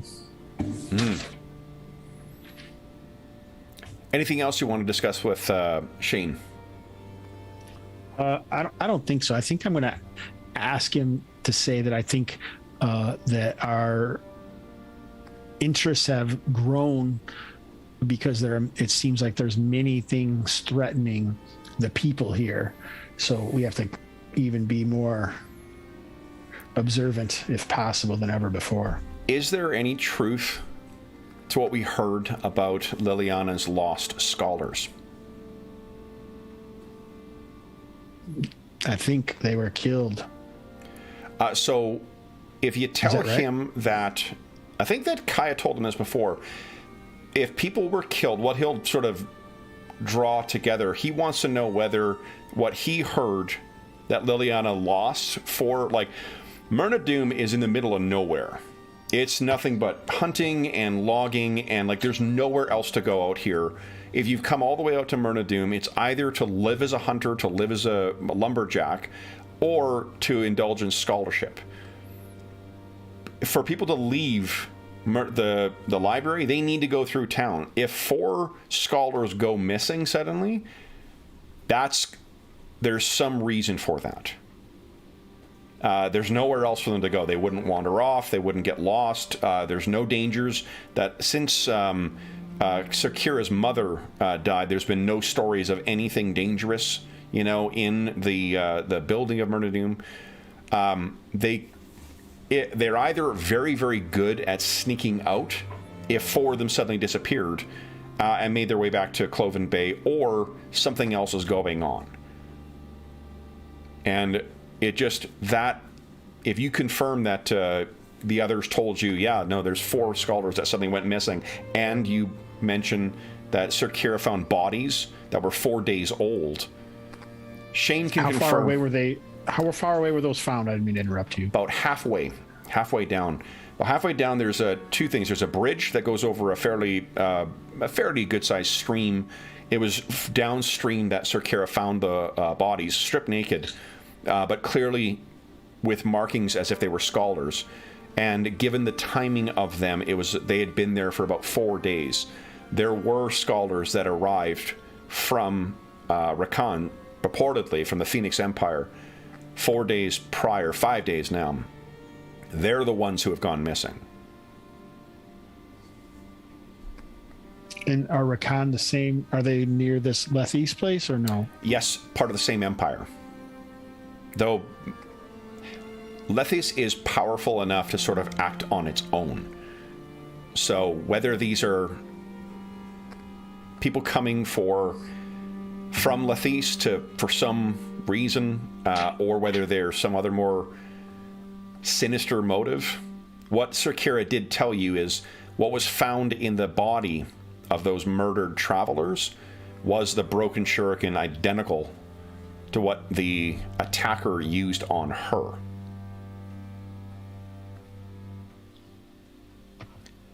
So Shane says, if you can find finish, answers. I think I interrupted you. You had said something like, if I tell them that, then he would infer that something super weird is going on. Yeah, he's really troubled by that. Because what it means, what he is assuming is that the travelers who arrived here saying they were scholars, they murdered actual scholars. And that's not happened in living memory. It also means that them suddenly disappearing, there must be some reason for that. Oh, okay. I see what you're saying. Basically, someone killed the actual scholars and took their credentials or whatever to get into Myrna Doom. Has anyone else mentioned that? Like they thought that was what happened or not? Actually, I didn't really get that impression. No, because I thought Sir Kira thought that she had found dead scholars because there was like ink on their hands. There was, but they were stripped. Yeah, so she figured they took all their belongings. Yeah, someone got them on the way to Myrna Doom. She doesn't know that they've checked in, that they were supposedly here. Yeah, Zard didn't draw together that somebody might have been impersonating them, so that's new to me.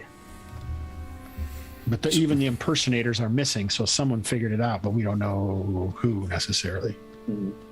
Or they've moved on to stage 2 of their plan. Yeah.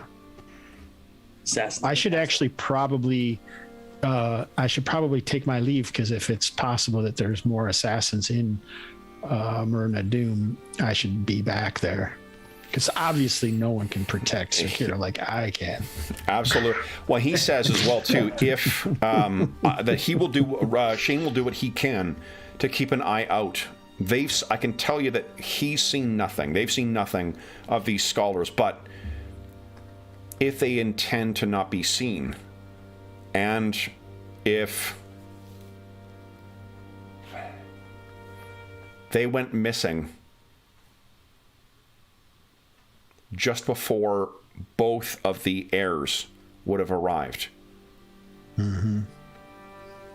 So those bodies were 4 days old, but they went missing like yesterday or 2 days ago or something? They only went missing, yesterday. This morning they woke up and found them gone. Okay. So, does Simar run back then?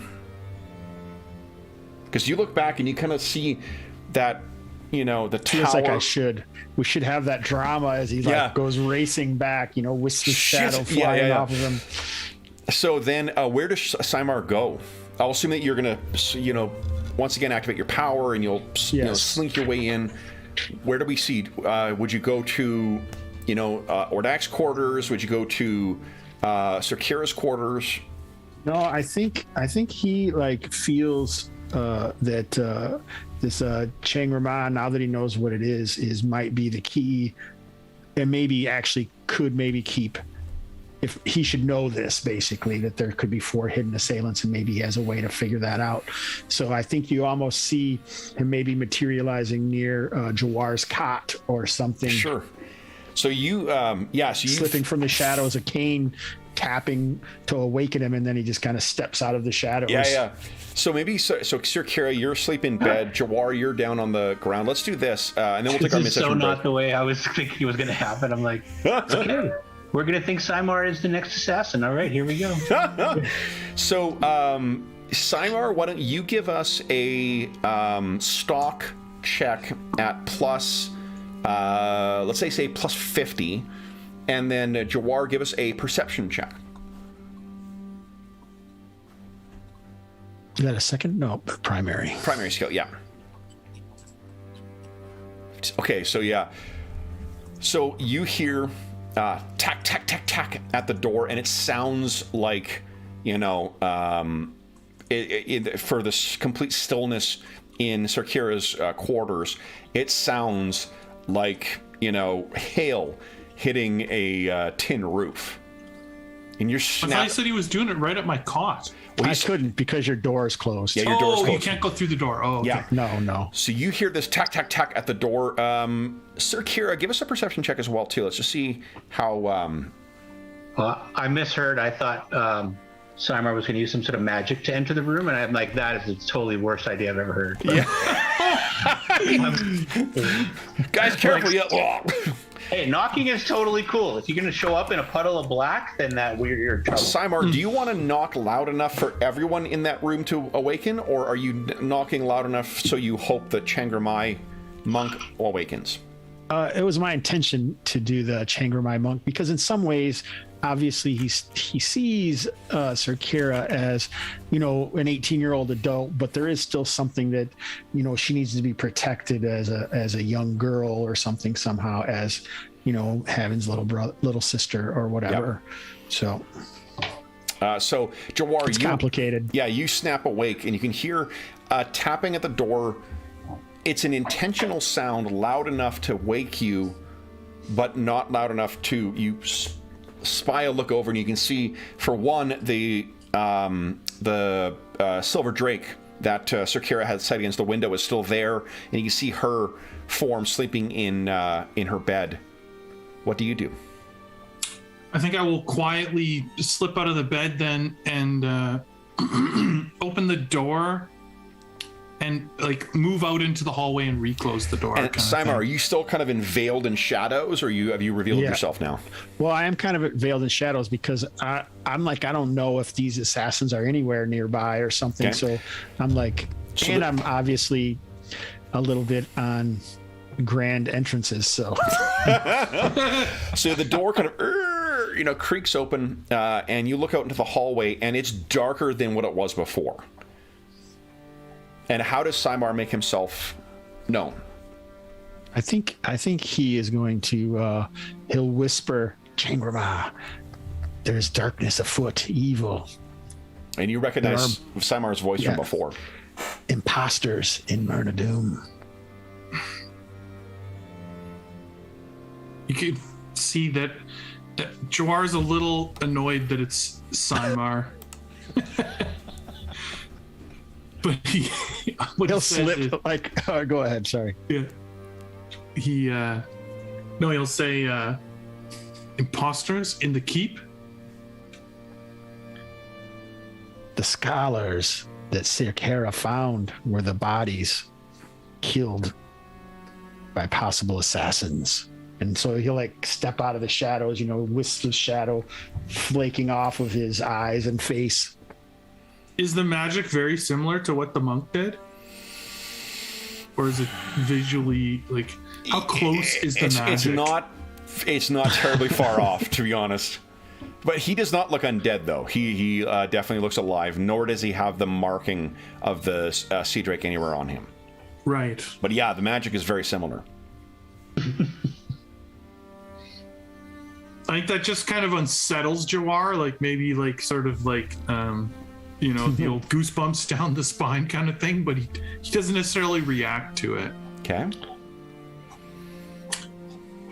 And I'm going to see if I can sense them nearby, but be on your guard. We'll go back in and feign sleep.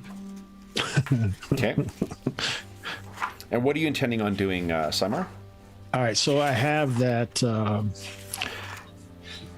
Oh, geez. I don't have these ordered out in the best possible way, I don't think. There's a way for me to check to see if there's any presence, I think is what it is. You have the presence of all sentient thinking beings within their range. Yeah. Which is a little confusing because the range says self, but the area of effect says 10 range per level. So 10 selves, 50 selves. The range means the target of it, though, okay. right? So you can't cast it for someone else to have those senses.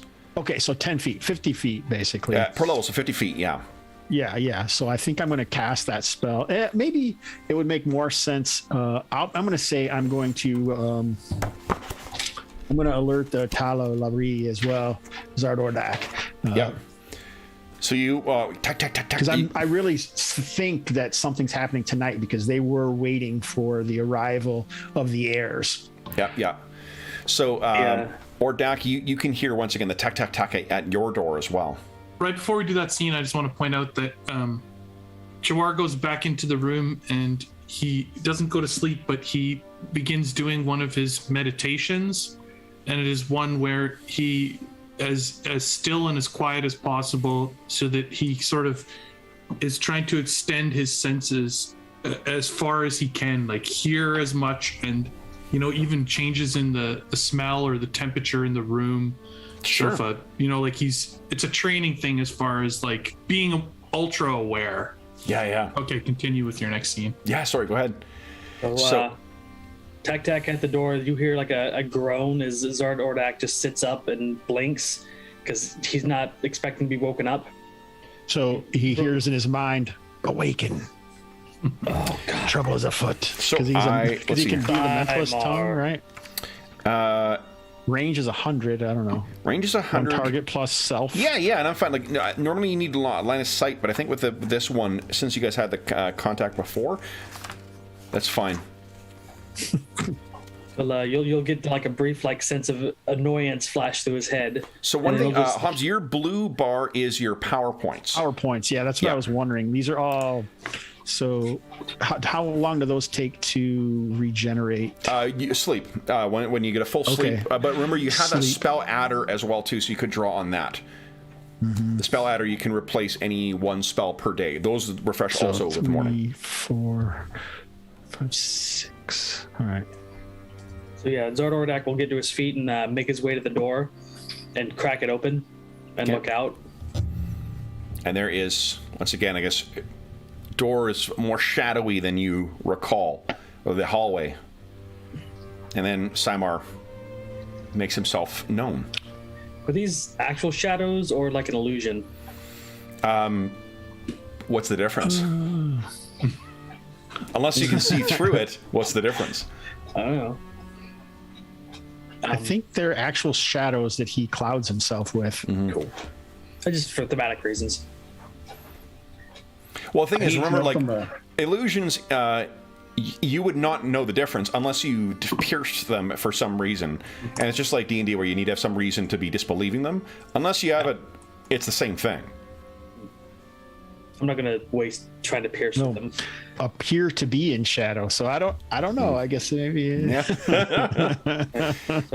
Zard will say, Simar, what do you want? I was sleeping.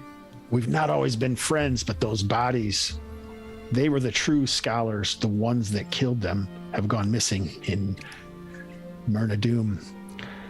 Jawar and I are preparing. We believe that tonight is the night they will strike Ser Kira. At least I got Prepare yourself. Zardak, he'll just reach over his staff, and I'm going to the room. You won't see me, but I'll be there. All right. He emphatically, announces himself with his cane. Zardak will just raise his staff up and tap it on the floor a couple times, and he's got 3 uses of invisibility. He's just gonna crack it on and just walk towards the room. Okay. So you vanish in your half-elf form, and I'm sorry, where are you going? To Kira's room, just to stand outside of it. Okay. Sure, you're standing outside, stalker. You don't know. Okay. And where is Simar heading? So how far away are we from Kira's room now? Because that's a tower room. Zartrodak's room is probably 2 stories down, and then the guest quarters are 3 down. So Ser Kira and Jawar are right now 2 stories above you guys. All right, so I'm going to go up there, but not right where they are, because I know Zartroddak is outside, but I want to be within sight of him so I can talk to him mentally if I pick up anything from my presence. So, now, one of these, you can have multiple spells active for that have concentration duration at the same time, but they cumulatively have a penalty on all your actions as well too, right? Because if you're multitasking effectively, let me just find where that E is, because once we look it up, we don't have to do it again. So I end with one thing, then we'll take our mid-session break. Ooh, we're late on that, aren't we? Holy cow! Yeah, really gonna. The drama. Concentration is 50% of your action, so 2 spells will eat it up the whole way, won't it? So that is your action per round, but I don't know. I think there is. I thought that you were able to maintain concentration on multiple spells at the same time. It just does it matter if they are like C spells or like the type of spells? So C just means it is a concentration. That's the duration of it. So let's see here. Okay. Mentalism, brother. If you desire to be invisible, I can handle Duration. that. Mentalism, brother. I feel like they should be mental bros. Mental bro. Okay. Mind bro? Mind bro? I don't know. Oh, here we go. No. So it is exclusive. It's like 5th edition. Concentration. Caster can only perform 50% of normal action, half normal rate, -50 to OB, and cannot cast any other spells while concentrating. So you kind of have to pick which of the spells you wish to be concentrating, or just recast them. Okay. I was wondering if I had to recast, because I figure it's the shadow is 10 minutes per level, so I think I probably ended that while I was talking to Shane, and then I would have recasted it. So with things that have a duration beyond just like if that shadow one has a set duration, but it also requires concentration, then what that means is you can drop it, do something else, and then you can bring it back up again, so long as it's within the duration. Yeah, it's kind of cool that way. So what we're gonna before we take our break, Ser Kira. Remember that ship that you were on before? That dream you had where you were on a ship, standing on the deck of it, the wind in your hair. You can feel the waves of the Bay of Ulor underneath you. You're out on the ship that your father has been granted by the Duke. And you're looking out over the vast and trackless waters. You're alone on the deck. But the smell, boy, there's really nothing like the open sea air. Something you don't get in Myrna Doom. So the rare times when you do get to go out on the ocean, a treat. What's going through your mind? The sky is overcast, gray, as it so often is on the Bay of Ulor. I think at that point, she's empathizing and maybe even a little envy of her brother, who's out there either in an airship or on a ship, and he's floating freely amongst the islands. He's able to enjoy the sights and the smells, and he's not worried about assassins and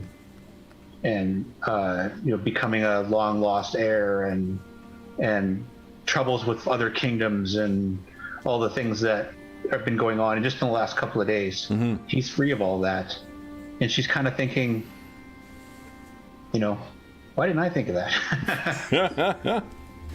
Well, also, more to the point, why didn't your father allow you to do that? You never had the choice of going anywhere else. Your brother did. Yeah. And that's when you hear the squawk of a bird, a gull. Wasn't there a gull last time? You look back, and you look up, and near where one of the, before the crow's nest, but one of the beams, sitting on it, a raven black seagull stares down at you. And you're suddenly very, very afraid. Jawar, you hear tink from the window, and you look over. That coin, the silver drake, has fallen. And you realize that Sir Kira is sitting bolt upright in bed. What do you say, Sir Kira? They are coming. And we will take our mid-session break now. So we'll be back in 5 minutes, folks, and then we'll find out who is here. So back momentarily. Wasn't that on the wall in the barrel maze? Yes, I think so.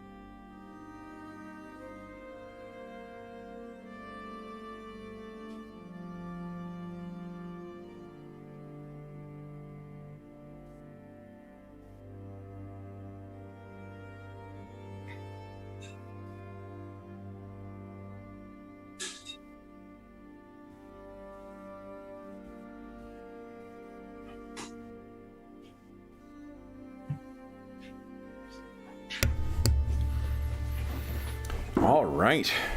First back. Look at that. Wow. Hey, everybody. Hope everyone's having a great start to the weekend. Hello, hello. Let's see here. We just had Jeff. Took a look outside. We just had our first snowfall. No way. Yep. Wow. Not a big one, just a little skiff, but still, it's here. Brutal. Mm-hmm. I shut the water off to the outside, like to the hose, earlier today and drained the line, so I was ready for it. But yep, she is here. I hate fucking snow.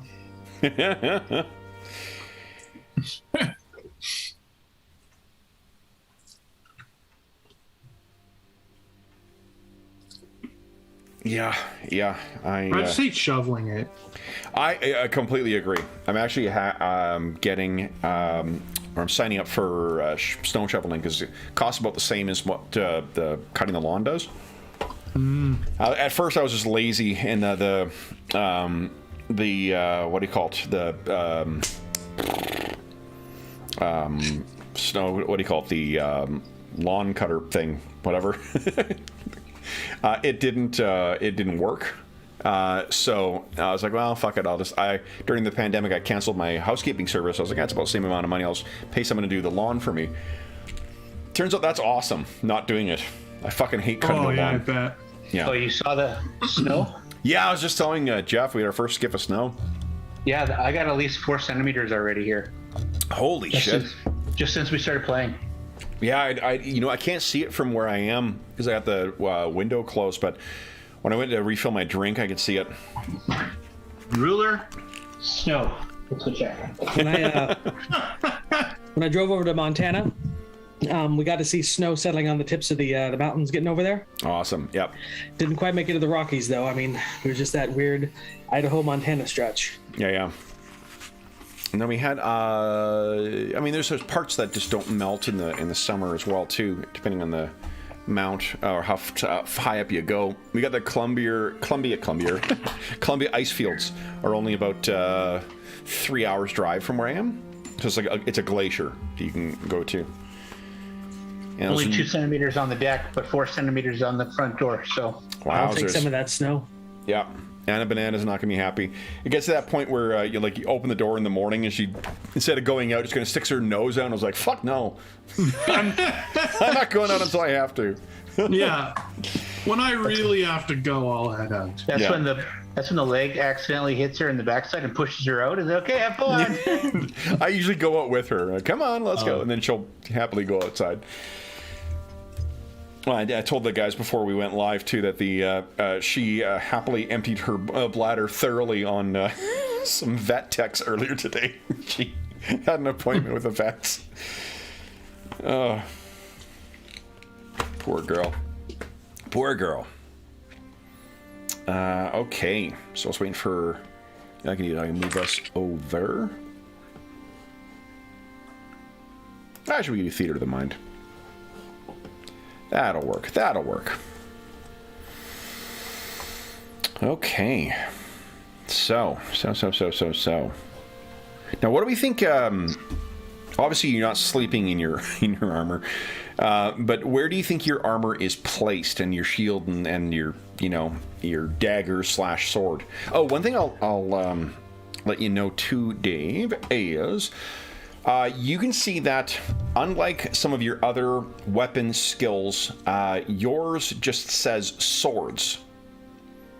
The reason is because, remember how I mentioned that everyone has different background abilities that we spent the background points on? Yours is that you can train in all swords for just one skill. Meaning that you can use the exact same attack bonus with it in two-handed mode as you do in one-handed. Now, the only thing, apart from it hitting harder and whatnot, like you saw what the Oakford Giant could do with a two-handed sword, the only other major difference is that with a two-handed weapon against a shorter weapon, you can only use half of your offensive bonus in a defensive way. Okay. I think since I've been thinking about Lord of the Rings a lot lately, you know, in Rohan, when Eowyn's brother is dying, Yep. he's on his bed.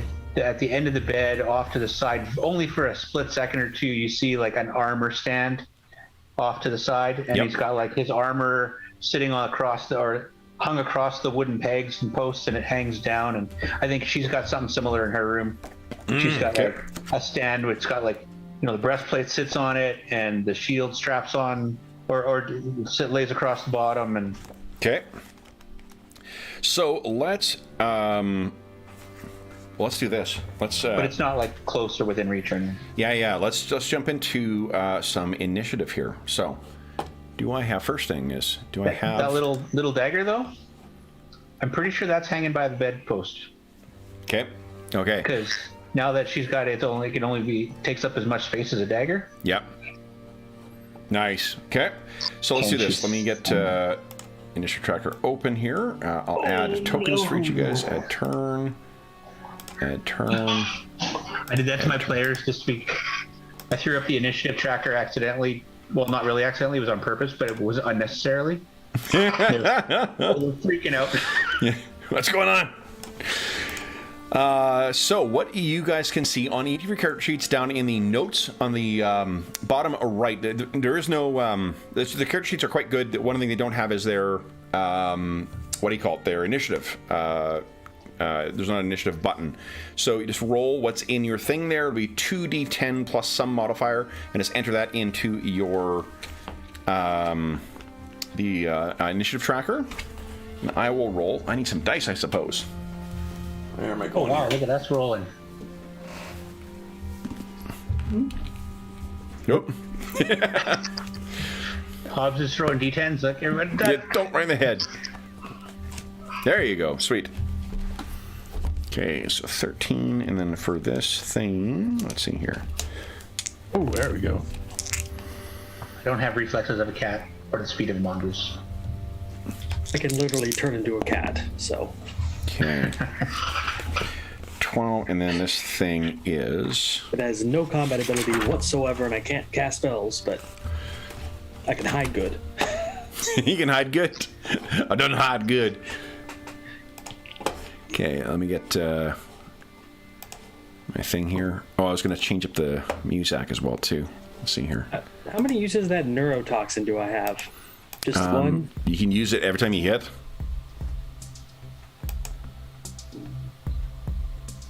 Who wants to stab something with my staff? Wink, wink. I think you're aware enough to know that toxin has very little effectiveness on the undead. I don't know anything. Is there an undead here? Are you planning on assassinating them? Surprise, guys! John's actually on the bad guy's side. Finally, someone other than me on the bad guy's side. All right.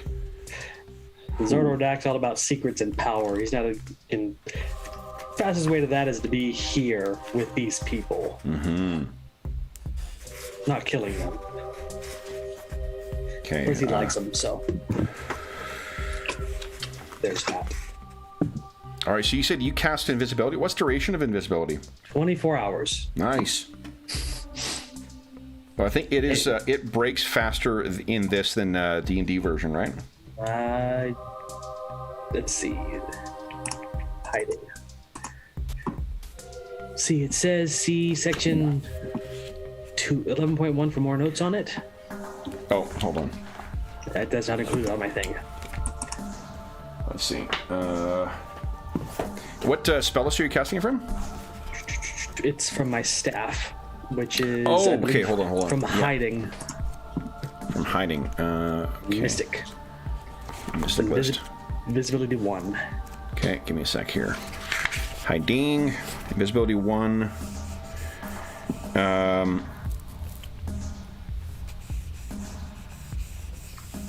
As unseen. 24 till 24 hours pass, or the object is struck by a violent blow or makes a violent move, like an attack. Yep. Okay. Yeah, so if you get hit, you also your thing ends. All right, then I just need to add in something here. may have only 20 points, but I have a staff that gives me 15 with invisibility. Pretty awesome. Yes. You have a staff that gives you which, sorry? It gave me a staff that casts invisibility 3 times per day, so. Yes. Yeah. I've heard that you're a fan of invisibility, so. What a surprise. I figured I'd play to the crowd. Okay, where is it? Where is it, guys? I know where you put it. Think hard. Where did you leave it? Was it over left. here? No, no. Where is it? Not there. Not there. Guys. This isn't funny anymore. Where'd you put it? What was talking about? You know what I'm talking about. Intruder. Yeah, the intruder. But I need the actual... Oh, here we go. Here we go. It did help. It did help. He just suddenly appeared. He heard his name. Hello? Actually, I did do something with that. Here he is. Here he is. My goodness, guys. Jeez. Okay. I just need to keep track of something here. All right. So let's put this in descending order. Remember, you have it's 10 seconds.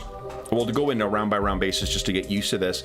Hobbs, under the, let me close off the big handouts here for Myrna Doom. Under assorted abilities, one of the things I've got there is activity percentage table right here. Let's tell you how much of a percentage. You have 100% of your action you can spend doing things. Anything you're doing, one thing we fucked up before, Jeff, you missed this from the last session, is if you're doing less than 100% of your action to attack, you take a penalty equal to the percentage that is not attacking. So if you move 50% and then you use the last 50% to attack, you need a minimum 50%. You take minus 50 to your attack. Oh, okay. To your OB. Yeah, and then you assign your OB DB based on that, and then, yeah. Okay, so we'll start with, let's see here, Jawari. So you are the first up. You hear Sir Kira say that. They're coming. What do you do? Well, I'm not taking a 25% action. We can just go like your round by round right now. Oh, okay. Yeah, but you're absolutely right, sure. though. No, you're right that we're still doing swift action, standard action, long action. Okay, well, Jawar gets up from his cot, and he's going to move to her bedside. Okay. So you make your way over to her bedside. With your movement rate, that's probably only 50% of your move, of your action. Maybe he'll be right beside her when he says, "Who's coming?" Okay. We're going to skip you guys, Zartordak and Simar, until you're made aware of what's happening inside. Sir Kira, what do you say? Oh, are you guys in mental contact, though? That is something you could maintain. Simar and Zordordak? Yeah, because if Simar decides to cast that mind speech again and not concentrate on some other spell, you guys would be able to communicate without making any sound. I could, he's got his headphones off, but I could cast invisibility on him and have him keep the mental link going. Yeah. Can you cast invisibility on someone else? It says target. It says target? Okay. Let me just double check. Touch, invisibility is touch. Yep, invisibility one is touch. So, Hobbs, sorry, what I was asking when you had your headphones off was whether you wanted to keep mind speech up. Or whether there's another spell you wanted to concentrate on. I think I was preparing to see if I could sense any people around. So I and that one you can concentrate. It there's not a set duration, right? Yeah. Would you like to be invisible while you do that? So you don't have to concentrate on your other thing. I mean, that sounds good to me. Sorry, my cat is like trying to. This is a whole new thing, and she's like trying to pull down my monitors or something. So that's why I keep on getting. I want to thank your cat for doing some effective role playing, because Zartordak can turn into a cat. Hey! Like, what? It sounds like the cat is a saboteur working with the dark forces. The villain stands revealed. Without question, as always. So Zard will cast invisibility on Simar and tell him no violent motions, otherwise you'll break it. Okay. Is that from the staff as well? Yes. Okay, so I've made a vow against violent motions. Zardak. Well, then you and Kira are not going to get along, pal. all right. So then, Sir Kira, Jawar has approached your bed and asked what you mean. What do you do? She reaches for the dagger hanging on the bed post, and she'll say, and before I say it, so she's had a similar dream the first time before the attack, right? She did. She'll just say, the Black Seagull. And Jawar will know precisely what that is. Exactly. He'll have no clue, and she's not really speaking coherently because she spoke up. So, the Black Seagull. But I saw the Black Seagull. You did, absolutely. Both before. I think I would immediately look out the window, Kat. Sure. Oh, really? So I think she forgot about that. She just said the Black Seagull because. Well, I never told you that I actually saw it. No, then that's just the image that jumped out at her from the dream. So, why don't you, Jawar? So, one reminder too. One of the neat things with Rolemaster 2, like Pathfinder 2nd Edition, you can spend part of your action making a perception check, and how much you spend is how much of a penalty you get if you get one. If you spend 30% of your action looking around, no penalty whatsoever. If you're only spending 10 to do kind of a quick reorientation, you get a penalty of minus 20. You got 50% less, Jawar. What are you thinking? Yeah, I might as well just do a full look outside. Yeah, give us a perception check. Just gonna move this. I'm having problems with my mouse double clicking on me sometimes. Pretty good. Okay, so you're looking out there. You don't see anything, but it's quite dark outside. Right. But the coin has fallen. Did I hear anything at the window other than the coin fall? Nothing. Sir Kira, what do you want to do? You've spoken, so that's probably only like 20% of your action. And she pulled the dagger. Oh, yeah. Okay, so reading, what is that? Draw weapon is 20%. And she's only sitting in her bed, so she needs to get up. So here's a... standing from to sitting change at 10%. the size of a weapon is a 10% action. Okay, For this so particular she'll weapon. stand from seated, which is 10. She's already drawn the weapon, which is 20, so she's at like 30 now. Yep. Let me put the... let me get the right So layer the green here. one or the blue one? Yeah, the green one. I'll put down, once again, your green bars here, guys. Green. Hobbs, what we've been doing is using the green bars to track how much of your... when it's on an action turn, how much of your action you've taken. That's clever. I have my moments. There we go. Jawar's at 0 out of 100. There you go. Kira. Simar. Let's see here. There you go. 0 out of 100. She doesn't know how to do that. Make the sword bigger. She's just gonna have to She try could it. make the same roll again, if you like. Yeah. Plus 40. That is- 1d100 plus 42.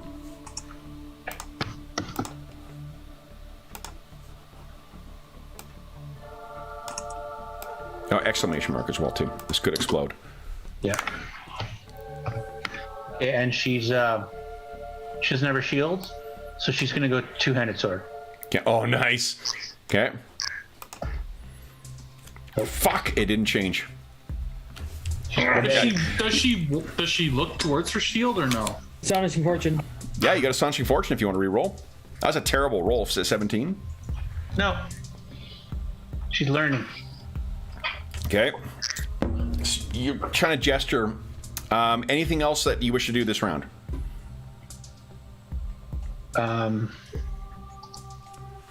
She'll move towards her armor.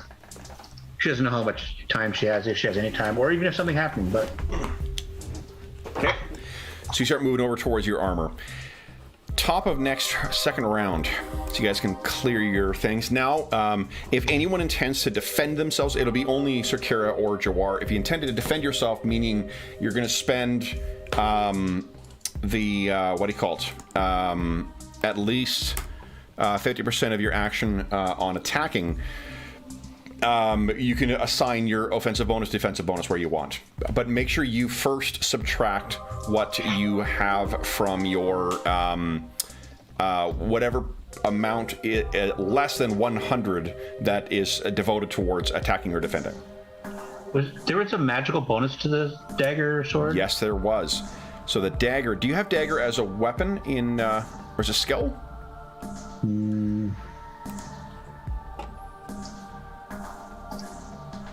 So what you can do is you can use your sword. If you don't have dagger as one of your skills, you can use half your sword skill.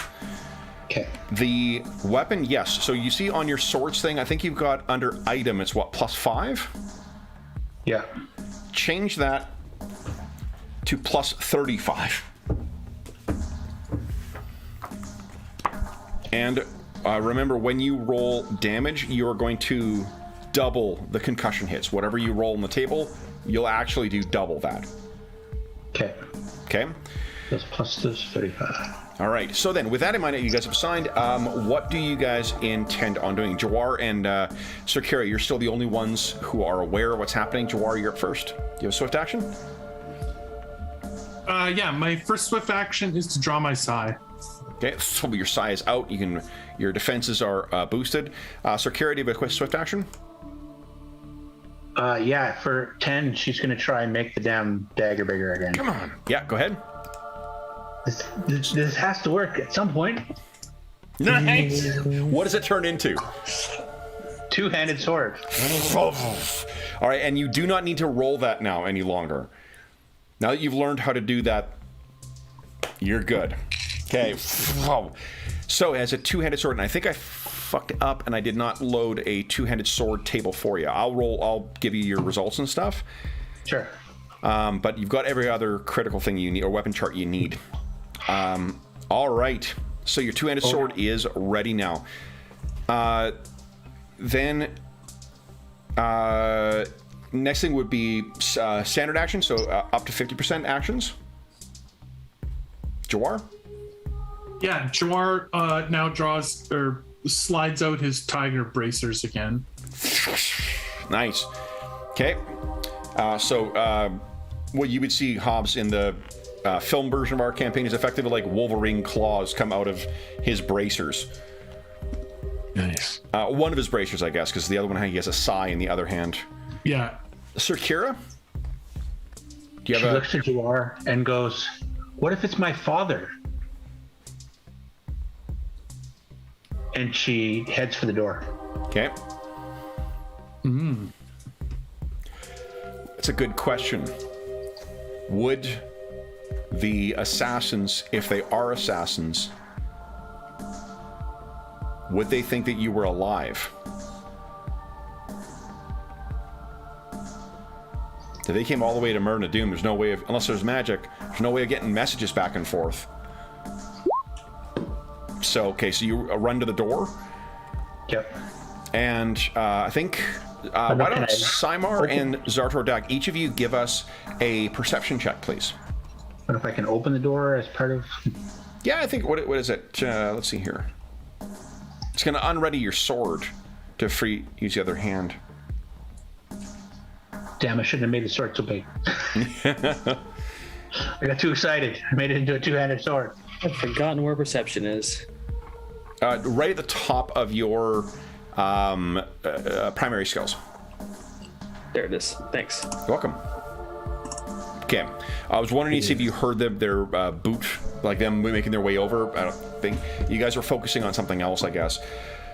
We'll end with so Kira, it sounds like you change your action, which means you're going to lose 10% for changing your action, and then the rest of it can just be throwing the door open.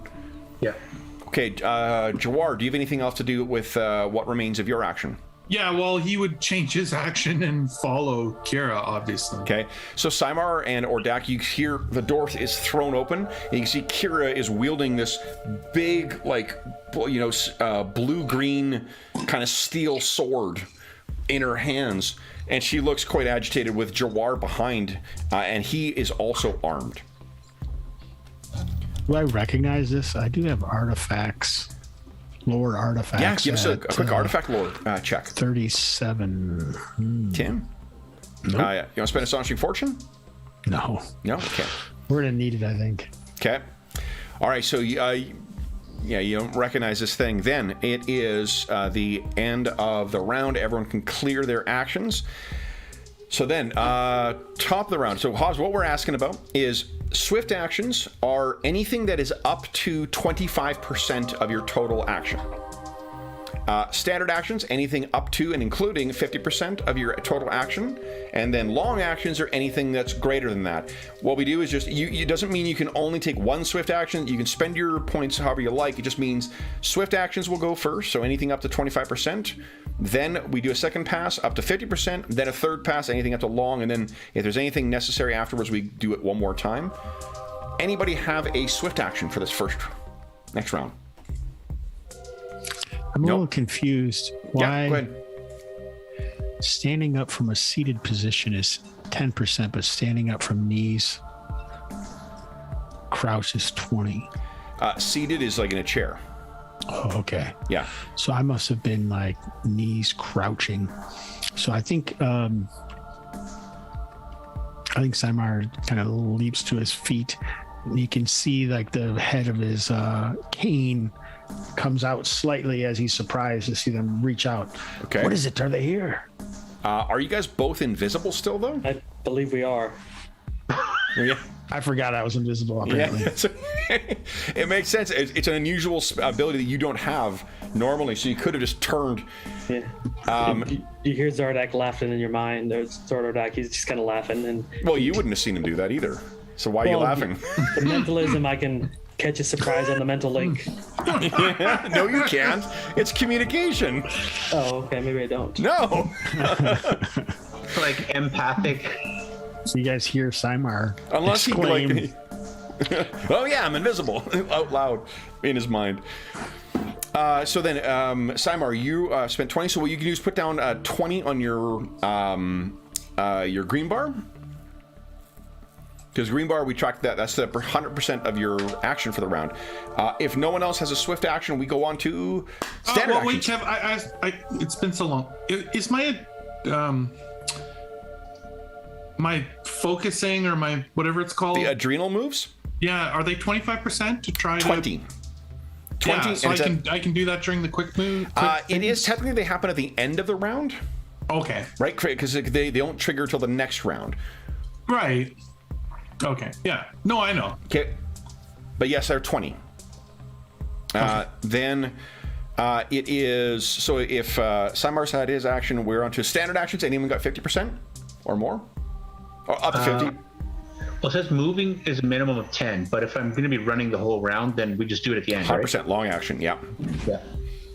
Okay, so if no one has any standard, we're on to long actions. So Jawar, you're up first. If you want to wait for Sir Kira, I can put you down in the initiative order. Well, I'll just like if all I'm doing is moving and doing this adrenal thing. Yeah. I could stop and do that first, knowing that I'm faster than her. Yeah, absolutely. Or however you want to visualize it. I mean, right? you would Like start running and you finish your Like it focus. sort of ended last round with her throwing the door open, so I think he probably stops at the doorway for a second and like Sure, yeah. Give does us this thing. Yeah, and then... we're all learning the system, so why don't you give us your adrenal move from last round? What? No. I'm saying I'm doing it this round, but like before I follow her. Right. Like I'm using my 20% before I'm gonna use the rest of my 80% to move. Okay, but you remember you won't have the effect of the adrenal move until next round. No, I understand that. Okay, perfect. But Yeah. I'm just saying the order of my two actions is I'm gonna roll for my. Sure. Okay, so It's like go he's ahead. meditating before he leaves her room. Absolutely. So go ahead, give us your adrenal move. Yeah. Oh crap. That's good. What is your full move? Oh, remember you can select your pace as well too. Right. Well, I have 80% of my turn left to move. So. Yeah. And my move is 80, and I'm sure Kara's is less. And then if you choose, remember, if you choose to move faster, right? Depends how fast she moves. Like that's what I'm saying. Like, yeah, I also don't necessarily know where her dad's room is. Absolutely. Let's do this. Let's. So Sakura, you're going to be running. So we need to make a moving maneuver check for you here. So you need to roll, and you're adding your agility to this. What is your BMVT, Kara? Your base movement, Kara? Her base movement is 50. Yeah, okay. That's 50. Okay, so because you've got no armor on, you could move even up to a dash, which is 5 times your pace multiplier. Well, I imagine she's got to run like hallway, stairs, corners. She probably can't go full out sprint, or she'd smash into a wall. Or she'd exhaust herself too, because like the exhaustion points. Yeah, run is good. So it'd probably be like a ×2 run would be my thing. Okay, so that's just an easy movement maneuver. So give us a, let's see here, move maneuver table. Give us. And the funny thing is that she like throws open the door and then looks down the hallway. It's empty. Yeah. She bolts the other direction because she doesn't know these guys are invisible. Yeah. So go ahead and give us 1D100 exclamation mark plus your whatever your agility bonus is. Can I just click on the agility dice? I don't know. Yeah, I think Is that's there what we one? were doing last time, yeah. Nice. Okay, so 82 on easy gives you 100%. So you're moving 2 times your movement. So what? It's 100? Yep. Okay, so you guys see Sakura throws the door open and goes racing down the hallway. And she'll call back to Jawar because she didn't say her. Did she say her dad in the last round? I think Yeah, so. you did. You said it could be my father. Yeah. Okay, so then she won't say anything. Okay, so you go racing up then. Jawar, are you going to run as well? Yeah, I will run as well. Give us an agility check, please. It's easy moving maneuver. And if you guys want to run as well too, Simar, and that's a terrible roll. 49. So that's it's still 80% though. So. Oh yeah, and 80% of 160 is enough. So. Yeah, so you easily you're right behind where Sakura is, as she's racing up towards the stairs. Simar and Zartordak. So Zartordak, we're communicating mentally. He's like, remember the violent motions, and he just walks, his full movement after them because he can go 65. Click, click, and he says from back, "I'm behind you." Click, click, click, click. Okay. What about you, Simar? Now, the thing is, because I'm assuming you weren't planning for that turn to be moving, you'd have to spend 10% of your moved. You lose 10% of your action because you're changing your actions, which means you're actually moving 90% of your walk. Okay, 60 then. Yeah. And then, I'm sorry, Hobbs, what do you think? What are you doing? I mean, he doesn't say it out loud. He says it to Zartordak through their mind link here. Like, where the heck are they going? And then follows along. Okay. I think you heard Sakura say, my father. Oh, okay. Yeah. That makes sense. Yeah, she shouted that out to Jawar, but it would have been loud enough you guys would have heard in the hallway because she was throwing the door open. Yeah. So then that brings us to the end of the round. Because I think everyone, Simar, you would be able to move. What's your movement? Or your base movement? 60. So it would be 70% of that at walking, whatever that represents. 70% of 60. Okay. Because 10% because you're changing your action, and then leaving you 70% left over, 70% of your movement. That's how we get to that number. All right, top of the round is Jawar. Anyone? I guess first off, anyone have a swift action they wish to use? I think you're partway up the stairs now, Sakura, because you moved 100 feet, right? Yeah. You can feel a chill as you're making your way up. And there's no reason. One thing you can say, this place may be old, and it may have been a little decrepit when Lord Ventier took this over, but it has always been warm and comfortable in these upper layers. There's a chill that hangs in this stairwell. Anyone have any swift actions? No? Anyone have any standard actions? 50%. No? Anyone have any full round actions? Jawar, you're up first. Yeah. So, I'm just gonna do this in the order again, like because Jawar is staying on Kara's sort of behind her. Remember, you can only attempt your adrenal move every 2 rounds, though. Oh, you can only attempt it? I thought it was if I did it, then I had to wait to do it again, but I failed to do it. Oh yeah, no, you're right. Yeah, so you can only I can like try to focus or whatever. Yeah. Yeah. So go ahead. I still haven't succeeded. Yeah. Okay. Yeah. Okay. So you're still trying to speed, and then Zartordak, what are you doing? For full action. Yeah, full action, just 65 feet, pretty much catching up to Sir Kira. Well, she moved 100 though. Well, I made up like 60 the round before, so now I'm catching up to you. Okay. Because you're sprinting ahead. Yeah. Then Sir Kira, She's still running full speed. go ahead and give us a agility check. Oh, 21. That's 70%. So you move 70 feet. So you're maybe stumbling a little bit up this stair. You're just so desperate to get up there, right? I think it's the cold threw her off a little bit of fear, and she's like stumbling on the stairs maybe. Yeah, and that kind of catches her hand because she still hasn't readied the weapon again. Simar. I'm moving to a jog and keep up with the others. Okay. So go ahead and give us an agility check, please. Yeah, here we go. Here it comes. This is the best thing about Rolemaster. Potential fumbles. Oh yeah. While doing simple things, or relatively simple.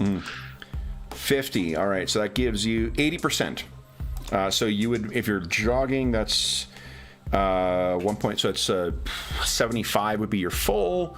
80% of that is what, about 14 less. So it's 60. 60. Yeah. 60. So you're kind of keeping yourself up. The invisibility does not drop. So how does this work? Because it doesn't. Did I roll a 50 or I rolled a 40? Because it doesn't really show. Roll a 10. Yeah, you did a bad roll. No, it's 10 plus. Yeah. What's your agility bonus? 10. Is plus 10, so you must have rolled a 40, I guess. What did everyone else? That's weird. That's what's everybody else. Everyone else is. The other ones are just the stat ones are displaying funny. Yeah, it's weird. Interesting. Yeah. Still working. Now, Jawar's looks right. Well, his was a adrenal move. Yeah, the adrenal move, that's an actual skill. Just, I think the way that they're, displayed. Well, it's because I think they're using your actual stat, not the D100s, so. Well, in mine, it's got a 25 plus. What if I take the plus sign out? Or if you subtract, hold on. No, it's auto-populating, I think. Yeah, so curious, you would have rolled a 6 then, I guess, for your roll. Because if you had 15 as your bonus for agility. Yeah. Okay, yeah. All right, so then, if that is the end of everyone's round, you guys go stumbling up into the hallway that is... that leads down to Lord Ventier's quarters. The entire hallway is shrouded in blackness. That same deep, impenetrable blackness that you saw outside of Sakira's room. Jawar, next round. Anyone have any swift actions? You can picture the Jawar and Sakira are kind of the ones who have just come up into that. Zartordak and Simar, you guys are probably about 40 feet behind, maybe a little bit more. Okay. Anyone have any swift actions? I'm not close enough for a swift action yet, but yeah, I do have one next round, I suppose. Okay.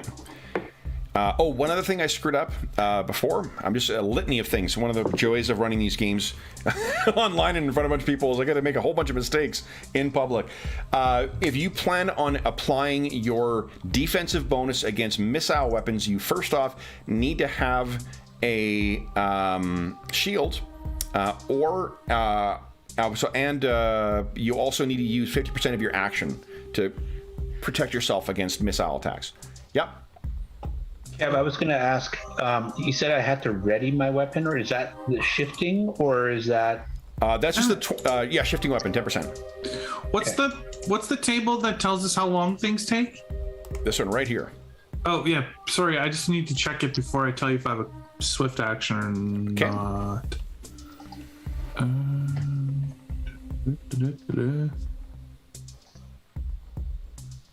Draw weapon. Is putting a hand on an ally considered an attack? What are you planning on doing? Stopping Kiara from going up the stairs. Let's like putting my hand on her, like to get her to stop. Like, I think that's a 50% action. That's like it'd be the equivalent of like a clumsy melee attack. Actually, I do have a swift action. Just figuring out how it works. What's your swift action? Dispelling ways. I was thinking about doing a dispel essence sphere. Okay, hold on here. Spelling ways. Not sure if this is essence magic, but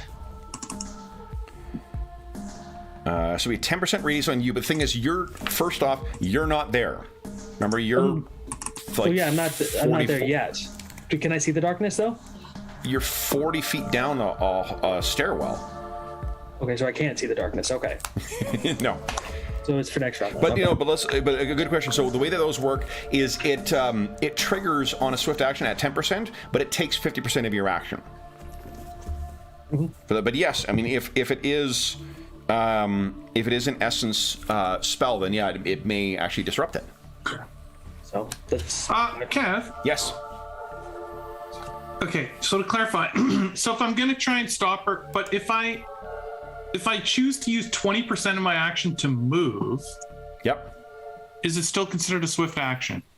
So movement, you can't split up. If you're going to move, that's 20%. No, I know, I understand that. Yep, absolutely.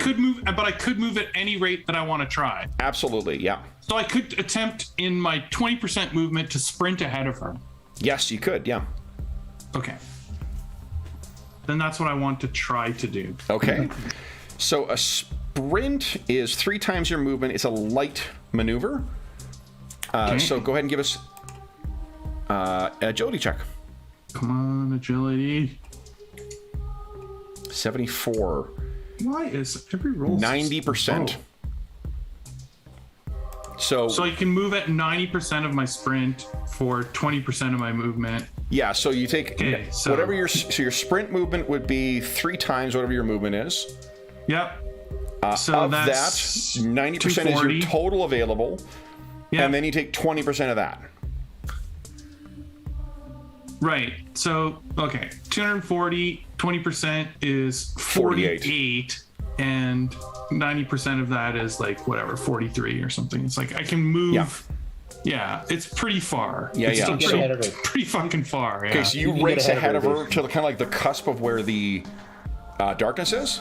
Yes, exactly. So that now I'm standing in front of her on the stairwell instead of on her shoulder like I've been the whole time. Anybody else? So that'll be, so you got 20% of your movement you've taken. And Sir Kira, you got your sword ready? Is that what the 10 is? Yeah, she was just getting her sword ready because she wasn't sure, like the darkness, what to do. Okay. Then it is standard actions. Anyone have 50% actions? I do. Well, Zart was going to continue moving forward at 50% of so that'll speed. Be, so are you only moving at 50%? Only, yeah. I'm saving 50% in case I need a spell. Okay. Okay, so then, yeah, you'll... so it's like AD&D in the sense that we're not actually declaring what the things are, but you do have to decide what you're doing at the start of the action, because that determines what your penalties are. So if you were not aware of the darkness, just as an FYI, you can move up there, but you're not going to be able to cast that spell because your character wasn't aware of that at the start of the turn. I can only get 30 feet, so I can't actually see it yet. So okay. So then, but the thing is, we still go in initiative order on the standard action. So let me reveal what awaits you guys here. Oh, what is it? Oh, not another one. Here we go. I can't get it. Here we go. Get to a proper Can I size. say I don't like that guy. So Jawar. Let's see. Sitting next to you is John. John, would you give me, kindly, let me see here. So Jawar, I'm only going to give you, let's see here, against... Did you rush up beside me, John? No, he means 67. like table-wise. Yeah, I'm going to make you guys roll. What it is, I think the person to your right, they're the ones who roll the, or to your left, they're the ones who roll the attacks on you. So, this guy which can attack incidentally, me. no one wants to sit next to George. Because George rolls fucking critical hits on everyone. Actually pretty good at rolling in this game. Yeah. So let's see here. So your defense right now, Jawar, do you have anything devoted towards... you're not aware of this. You wouldn't be able to add your... 35 is what your defensive bonus is going to be right now against the missile. Doesn't he have like that innate bonus to... Oh, not missiles. Yeah. Wait, what? So adrenal Right. defense is useful if you can see your opponent. Oh, what's the brackets on my character sheet? So the brackets is includes, so 67 is missile with adrenal defense, but adrenal defense, you need to be aware of where your opponent is. Oh, okay, I see how it Yeah, works. that's why it's only 35. So, John, would you give us a 1d100 with an exclamation mark plus...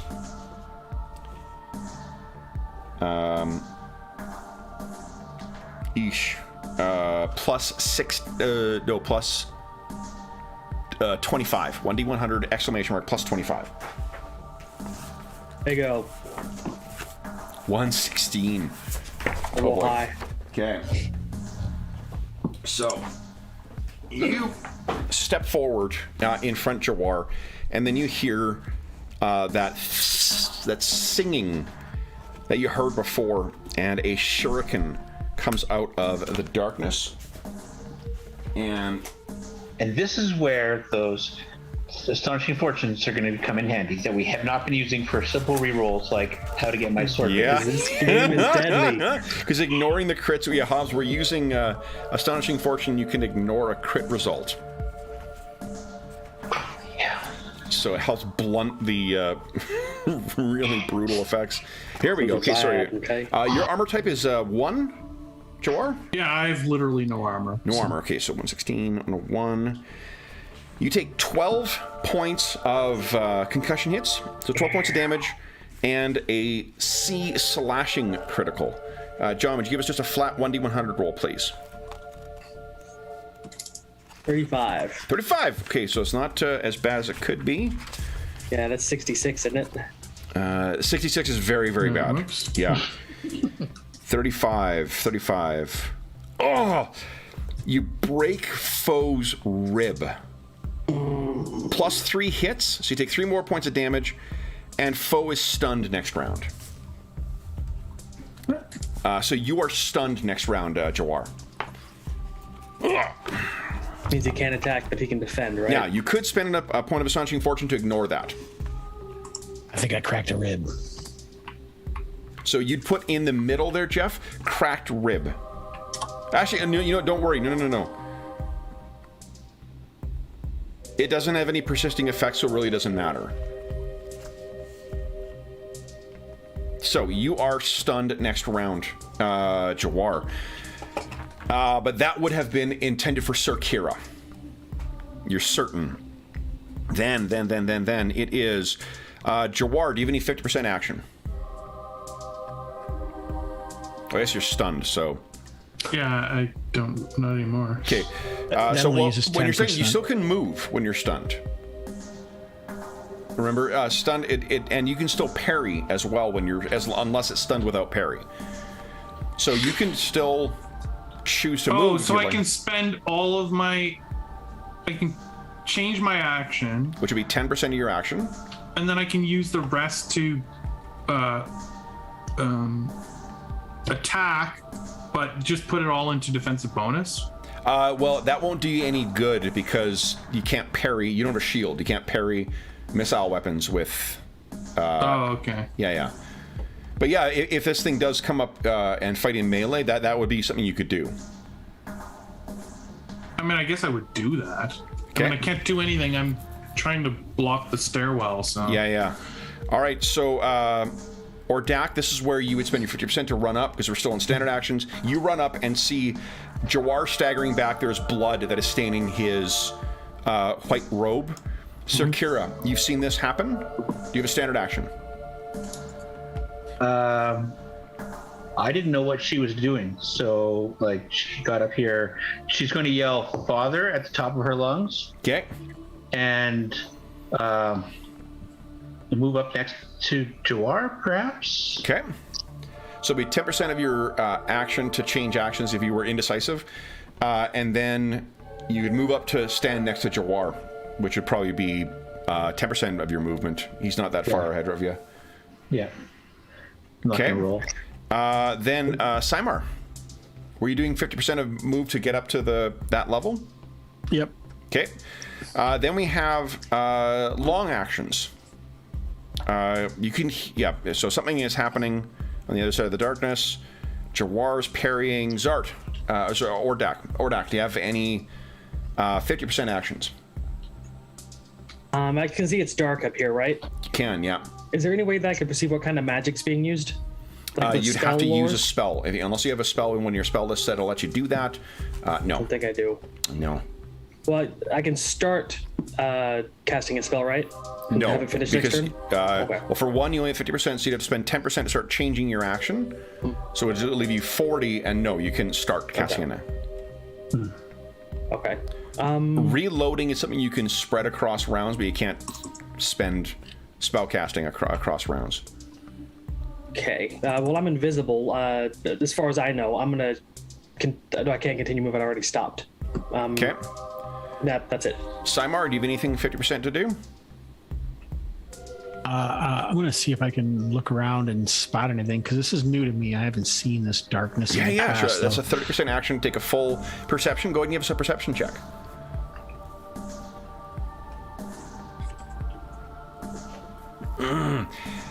So you can obviously pick up that there is something on the far side of that darkness, because Jawar is staggering back, and there is a shuriken bloodied on the floor, like at your feet.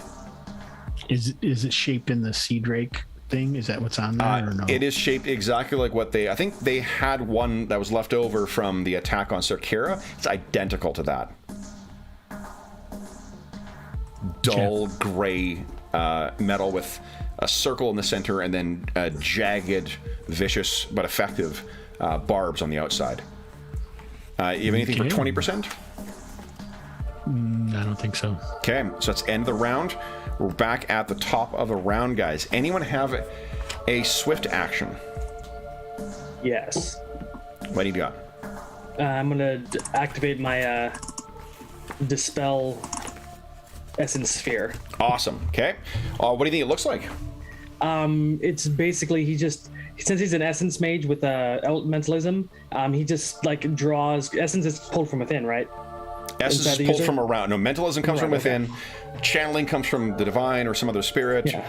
So essence comes from around. He basically tries to like pull the moonlight from the windows and have it pierce the darkness if it is essence magic, and kind of push it back. And he's invisible, so it's just the moonlight just gathering around the edge. So that's a violent action, because you're trying to you will reappear now. So you reappear, this pulse goes out and has no effect on the thing. So 50% of your action, put in 50 in your green bar. Well, my invisibility is essence magic anyway, so I figured it'd pop. So yeah. Anyone else have? Okay, so you're back down to 0, Jawar. Oh yeah, sorry. What is saying something? Saying something depends what you want to say. Oh, okay. Remember, it's a 10-second round. So how many seconds do you think it'll take you? Oh, probably. I mean, it could be all of it. I have no idea. Okay, so depending on how much, if you think it's going to take 10 seconds to say what you want to say, that'll be a long action. Okay, and is that can you do that in conjunction with other things, or like how does that work? Nope. If all you're doing is trying to communicate for 10 seconds, that's what you're doing. Oh. So you can't, in this game, you can't swing your sword and yell. You can't. If you want to say one or two things, then yes, you can do that. Otherwise, your attention needs to be focused on whatever else you're doing. What is it you want to say? Okay, well then that's not what I'm gonna do. If that's the way the game works, I will. Then I don't have a quick action. Okay. Simar or Sakura, any quick actions? Nope. Okay. Then with standard actions. You can. You can hear Simar and Zartor Dak. Do you guys speak Diari? I do, yes. It'll be at the top of your character sheet on the right, Hobbs. I'm looking for it. I saw it earlier. Okay. It's not on the first page, is it? It is on the first page. First page, top right. Oh, I'm not looking at my character sheet. Roll 20. Yeah, sneaky bastard. I do not speak Diari. Okay, so you hear, once again, and Jawar, I think you speak Diari, right? Yeah, I do. Yeah, so you hear death from somewhere in the blackness. Then Jawar, do you have a standard action? I don't understand Diari, but I remember hearing that word. Right? You definitely. Same voice as well, too, Sakura. It'll haunt your nightmares for years to come if you survive this. Anyone else have a standard action? 50%. Well, you said it was. So you said it was 50% for me to interact physically with someone on my. With Sakura, yeah. Okay, I attempt to grab Sakura and stop her from going up the stairs. Aren't you guys you guys are in the hallway at this point, aren't you? Yeah, we're in the hallway. It's dark ahead of us. Oh, well, okay. Sorry, we're on the hallway. Yeah, like I'm trying to stop her from going closer to the darkness. Okay. So yeah, he's physically interposing with you for this, Sakura. Anyone else have a standard action? 50%? No? Not anymore. Okay. You're changing your action? Well, I was going to go rush forward and attack, but... Okay. Then... actually, Sakura will say something. What'd she say? That word is summoning another weapon. Okay. You can determine that's like half my action, or... Yep. Then it is... so Simar, do you have 50% action? No. Okay. Then, next, long actions.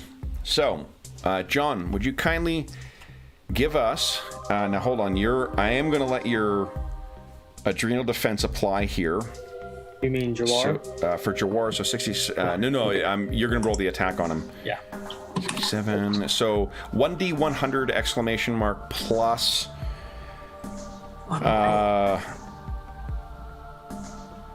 3, please.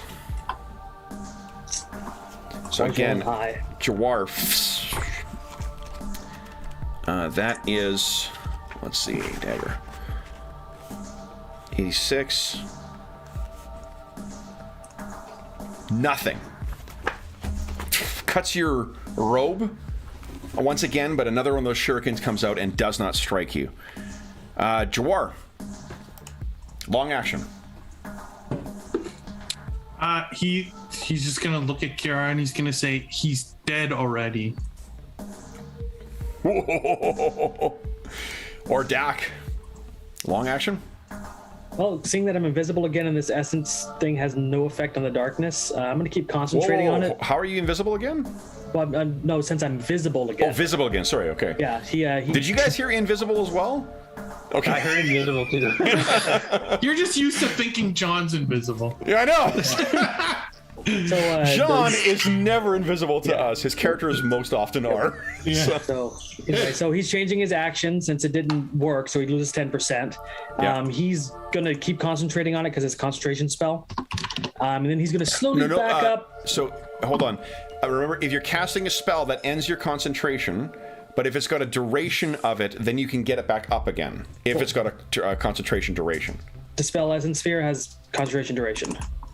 Oh, okay. So when I cast it, it's still up. It doesn't go away. Oh, got it. Okay, so in case he tries to cast Essence Magic on me, it might help. But okay. I'm gonna change my action 10%, and I'm gonna slowly move back about 40% of my movement. Okay. All right. Then Sakura, got a long action? She was waiting for this thing to come in and attack, so she's waiting for it to. Yeah, she's got nothing right now. Okay. Simar. Simar is going to cast Presence. Okay, now, what level is, or what type of spell is Presence? It's a Presence list. Okay. Oh, and it's asterisk. So actually, it's a swift. You could have done this on a 10%. Oh. Yeah, because anything that's got the little asterisk next to it, that means it's a swift action. So it acts. It takes up 50% of your movement, but it goes off during the 10% thing. 75% is what cast a spell is, right? Well, it depends. So, depending on the level of the spell, it is for you guys a level 5, 4, or 3 spell. You need to spend 2 rounds concentrating, which is 90% concentrating, 10% of anything else, and then you cast it in your 3rd round, which is 70%, then 30%. Then, if it's a 2nd level or 1st level spell, it's 1 round of concentration, then casting. Carry the 1. But your instant spells are the ones that go off immediately. They break that rule. So Presence, because of the little asterisk next to it, it tells us, that's a 10% spell. So give us a percentile roll. I forgot to do this for you, John. This is your basic spell casting. Let's give us a percentile roll there, Simar. I was gonna actually, Kev, can I just percentile? Can Sir Kiara just say something quick to Jawar? Of course. Yeah, she said we can't just stand here. There. Okay. So just give us a, yep, easy. So spell goes off. Let's see here. You're aware of the presence of all sentient thinking beings. There is someone on the other side of that darkness. And you're precisely aware of where they are, Simar. What does the manifestation of your spell look like? You think? So it wouldn't show. Do you think this makes me visible? It's not specifically targeting something. Like Zartrodak's thing, if it was effective, it would have taken away something. Presence isn't doing that. You're not getting rid of anything. So I think it doesn't count as a violent action. Yeah, I think my spell actually was essence based, so my dispel essence would have hit it anyway. So visible anyway. Would have hit what? My invisibility is an essence based spell. So when my dispel essence went off, it would have popped it. Got it. I see what you mean. Yeah. Okay.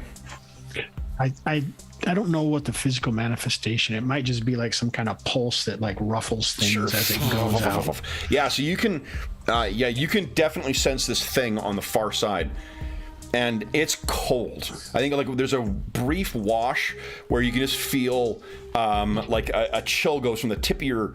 Like the tip of your skull all the way down your spine of just something evil and old is at the other end of that hallway. I'm gonna say it lurks at the other end of the hallway. Okay. And guys, I believe that brings us to the end of the round. Everyone clear out your green bar. We're at the top of the round. So first, no one needs to make a... we have a swift action from something at the end of the hall. You hear that same tearing sound that Sakura and Jawar you're familiar with when it disappeared from one place and reappeared in another.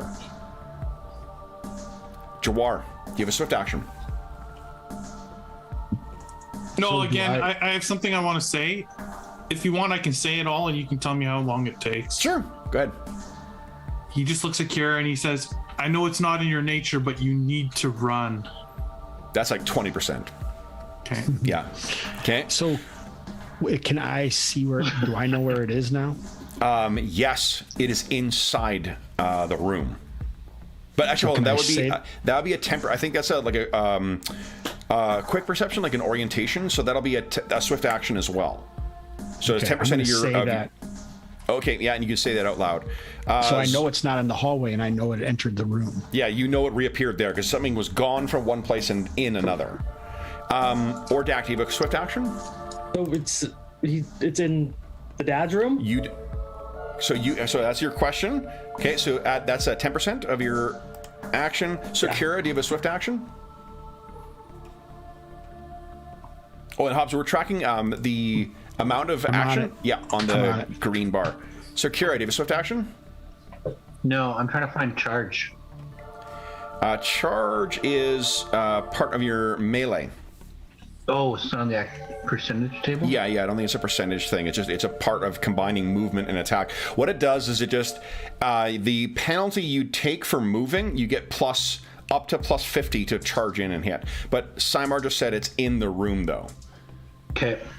Well, that's what I was thinking before that happened, so...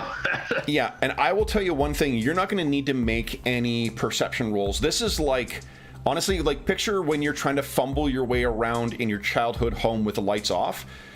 Like if your parents still live in the same place, I could still fucking navigate around my parents' place in the dark because I did it enough times as a kid. Mm-hmm. Yeah. So same thing too here. Like you could get to his door and get yourself in without having to make like orientation or whatnot.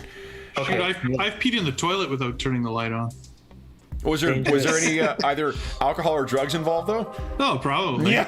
I still totally hit the toilet without turning the lights on. Yeah. I've peed in the closet without the lights. Okay, then. It wasn't that drunk. Okay. So then, yeah. So then I will do what kind of a counter to what Jawar did, like a round before. So he did like to interact with another character. Yep. I'm going to do the same thing. She's going to like try and push him out of the way or go around him. So if let me ask you, Jawar, do you want to try and like stop her? Because technically you would have, this is an attack of opportunity. As long as you got 50% of your action left, you can try and stop her. And you do have martial sweeping, or you could try and grab her. Yeah, like even more than trying to stop her, he would try to pick her up if she tried to get past him. Okay. So then, if you're moving with part of your swift action, Jawar can interrupt that with 50%. Oh, so you could spend, I guess, the rest of your turn to do this if you want, Jawar. Absolutely. Okay, so then, let's see here.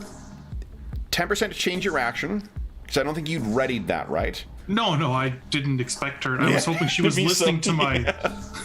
You listen. So then 10% to change, which means you got 70% available, so you'll take minus 30 to this attack. Yeah, okay. Then let's do this. Let's use your... now, Sakura, if that's what you intend to do... how much DB have you assigned to this? This is a melee attack, so you could have whatever you assigned as your DB, and you're spending 10% to change your action here, it sounds like. Yeah. So whatever, remember to if you're gonna move, it's probably only like 30% of your movement to get to the door. Were you planning on throwing your father's door open too? Yeah. Okay, so then I think what you're gonna take is minus. Take your whatever you got your sword out, I guess. So it's whatever your sword skill is. Subtract 50 from that because you're not doing 100% to your actions, then or to your attack. Then tell us what of that remainder is DB right now. Okay, so I had assigned 40 to DB originally. Okay. And she has a 20 defensive bonus. So she would have been 60, and you're saying I take 50 off? No. So how much is left in your offensive bonus at that point? 69. Okay, so yeah, then 69, that's fine. You have 60. So, Jawar, give us a martial arts sweeping attack roll against Kira. Kira's and we're going to use the... You said minus 30, right? minus 30 for you, and then so Kira's defensive bonus is did you say 60, Dave? Yeah, she has a 20 defensive bonus, and I applied 40 from my swordsmanship. Okay, so 60. So I guess minus 90 is the total for you. Wow. So do I put 90 in as the DB though, right? Yeah, let's just do that. I don't put minus 90, right? No, just 90. Shit, she slips right out of your hands. Now you could spend Astonishing Fortune to re-roll that. No, I won't. Okay. So I think you're just so, caught unawares, like, what the shit? And she goes racing, and the reason I think you were less effective is also you're not using one of your martial arts techniques. You're not used to grappling people. You're just knocking them down or kicking the shit out of them. So then, Sakura, you get to finish your move. You run into the darkness, and you guys see her disappear into the darkness. So you're down, I think, 20 at this point, Sakura. Okay. Then, does anyone have a standard action? No, because it's going to be longer than standard. Okay. Sir Kira? She throws open the door and yells out. No, I have something you hear from inside. Oh. Once again, in diary. Death. Then, Jawar? Oh, your actions are all gone. You spent all your time trying to grab a hold for it. Yeah. Oh, yeah, sorry. I didn't Yep. fill the rest of my green Ordak? bar. Seeing Kira race off like that, he's going to activate his one of his quicker base spells for movement, leaping. Okay. And he's going to just jet 30 feet ahead in the hallway towards the room. Love it. Okay. So that'll take 50% of your action. 60 because I changed my action. Oh, of course. Yeah. Look at fucking system mastery. And these are still long actions, right? These are, yes, long actions right now. So if he doesn't get to the door, he's going to use the rest of his movement. Oh, no. You got to still go in order. Everyone else gets to take a long action first. So, Sir Kira, I guess you attacked, right? So you throw the door open, and then you're out of actions. Yep. Simar, what you got?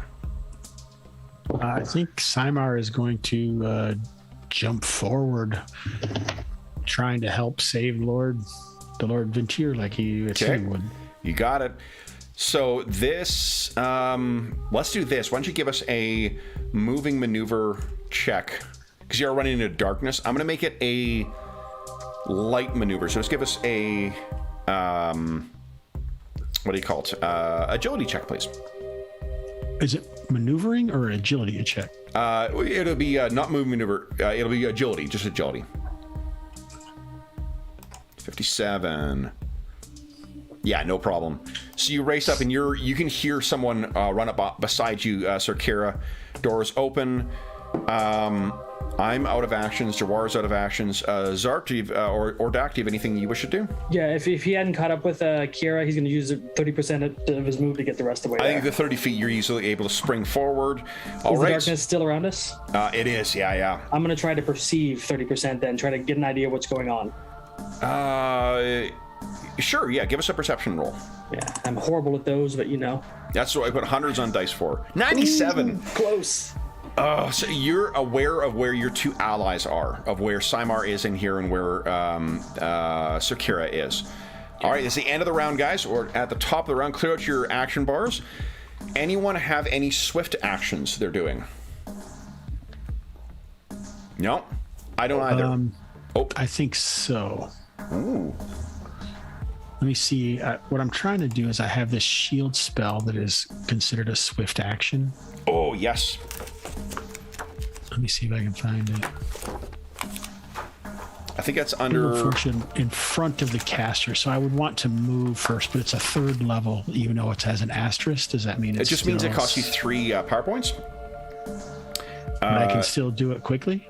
Yeah, absolutely. So that would activate on the 10%. And it costs you 50, so 50% of your action is gone now. Anyone else have any swift actions? No. Okay, then standard actions. Which is up to 30%? Standard is up to 50. Okay. So first up, we have John. You've been killing it, as it were, with your rolls. Give us 1d100 plus 20. 1d100 exclamation mark plus 20. Fuck me. 93. Hey, you hear the sound of that shuriken cut through the air, and in 93, you hear from inside the room. Now, that is okay. That is it. Oh shit, Jawar, you were down 12 of your. Hold on. No, what's 25% of your health? So it's 31, 16. Okay, so you're good. You haven't lost enough concussion points to be suffering a penalty. That's all I was wondering. Okay. Yeah. All right. Anyone of us? Jawar, standard action. Anything? You've seen all your allies go racing in. You hear the shout from within. You hear the sound of that shuriken cut through the air, but in that open room.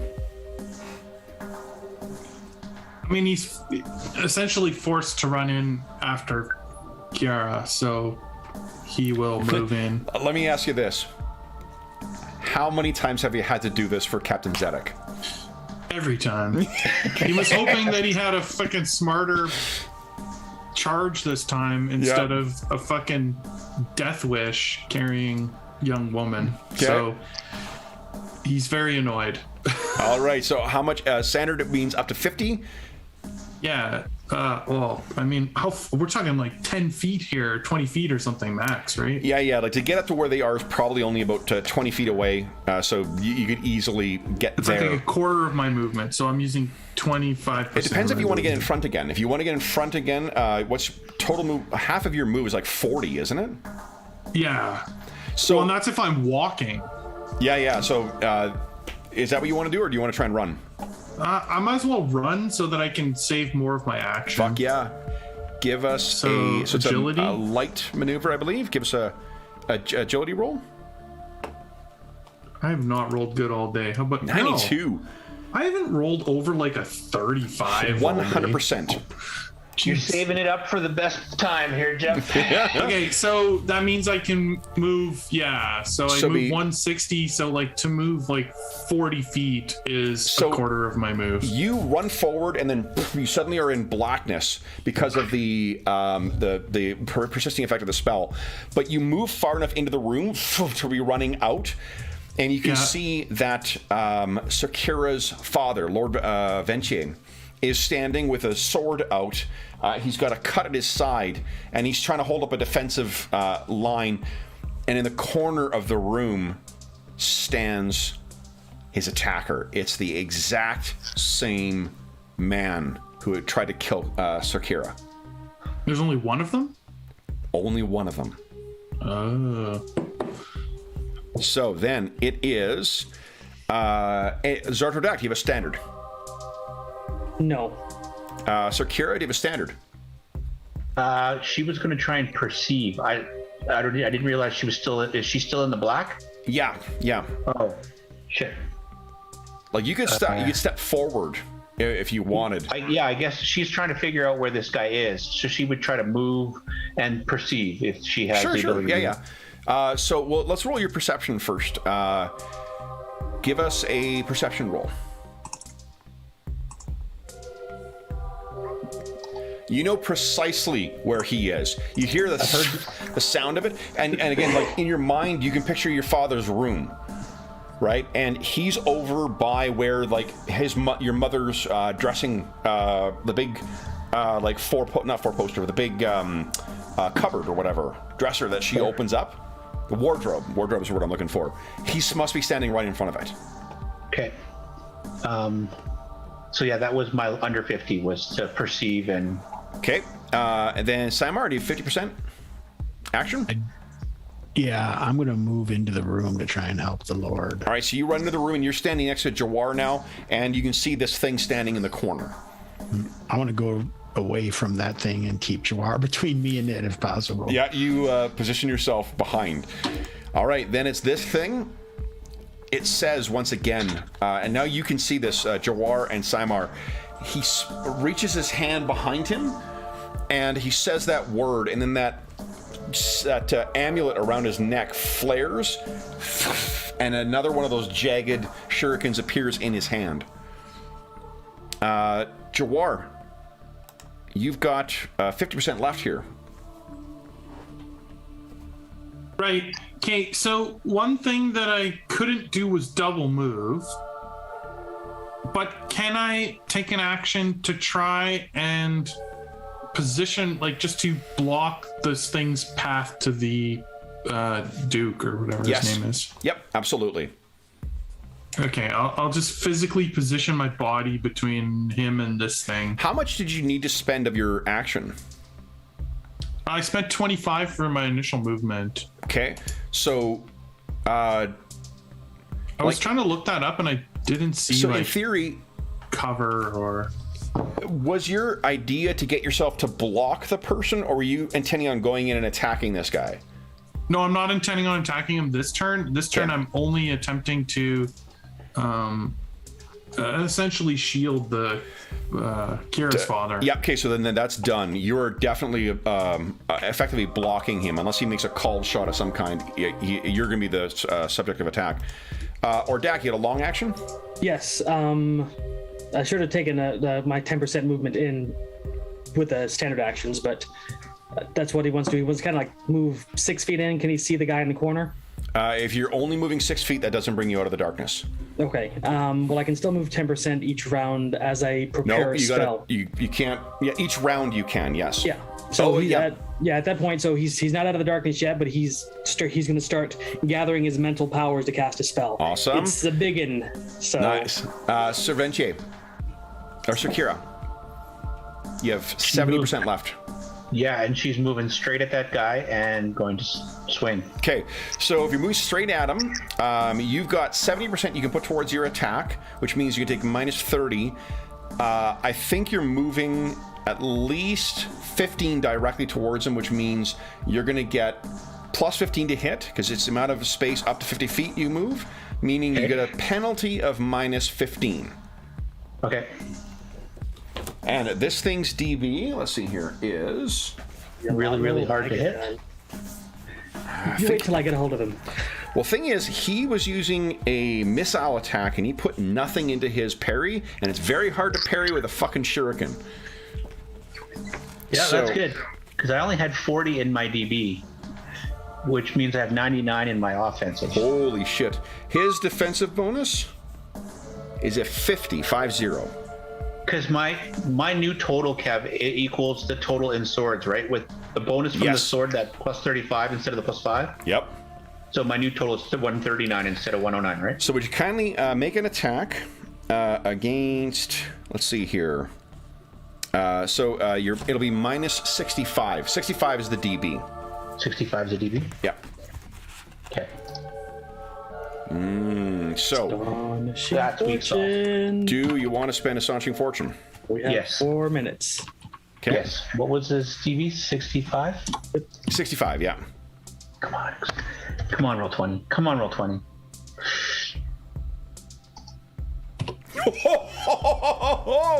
122. 32 E slashing. Now the thing is, because this is the Sword of the Sea Drake, that's doubled to 64. It's oh my god. Concussion hits. Oh, it's got a shit ton of concussion hits. Now it does have an ability, so E slashing is what we're rolling, but it actually pushes it down because of the nature of this thing. It becomes instead a C slashing critical. So give us another, just a flat percentile roll. Double crits. 66. 87. Blast to back, breaks bone, and knocks foe down. Plus 9 hits, and foe is at minus 10. Foe is stunned and unable to parry for 4 rounds, but it's undead, so it's not stunned or whatever else. But you have smashed this thing in its back, it's knocked down, and it does take that penalty, so it's minus 10. You come racing out of the darkness, hack this thing, and then it is knocked to the ground. There you go. Simar, do you have anything that you are left to do this round? You're the only one with any percentile. No. Okay. Then the top of the next round, this thing unfortunately has a swift action first. And disappear. It disappears. From its ground you hear and you're not sure where it's gone. It, however, does not return. So as this thing disappears, the darkness outside dissipates in the hallway. What do we see? I think Sir Kira runs to her father and kind of like sword limp in one hand. She's like wrap her arm around him with the other. Yeah. And then she probably hugs Jawar. Okay. And then she like just kind of gathers herself up again and like, father, that's the same thing that attacked me. And while all this is going on, you see Zardak just like reaching for his belt pouch for some medicinal herbs and checking the wound. So Yeah.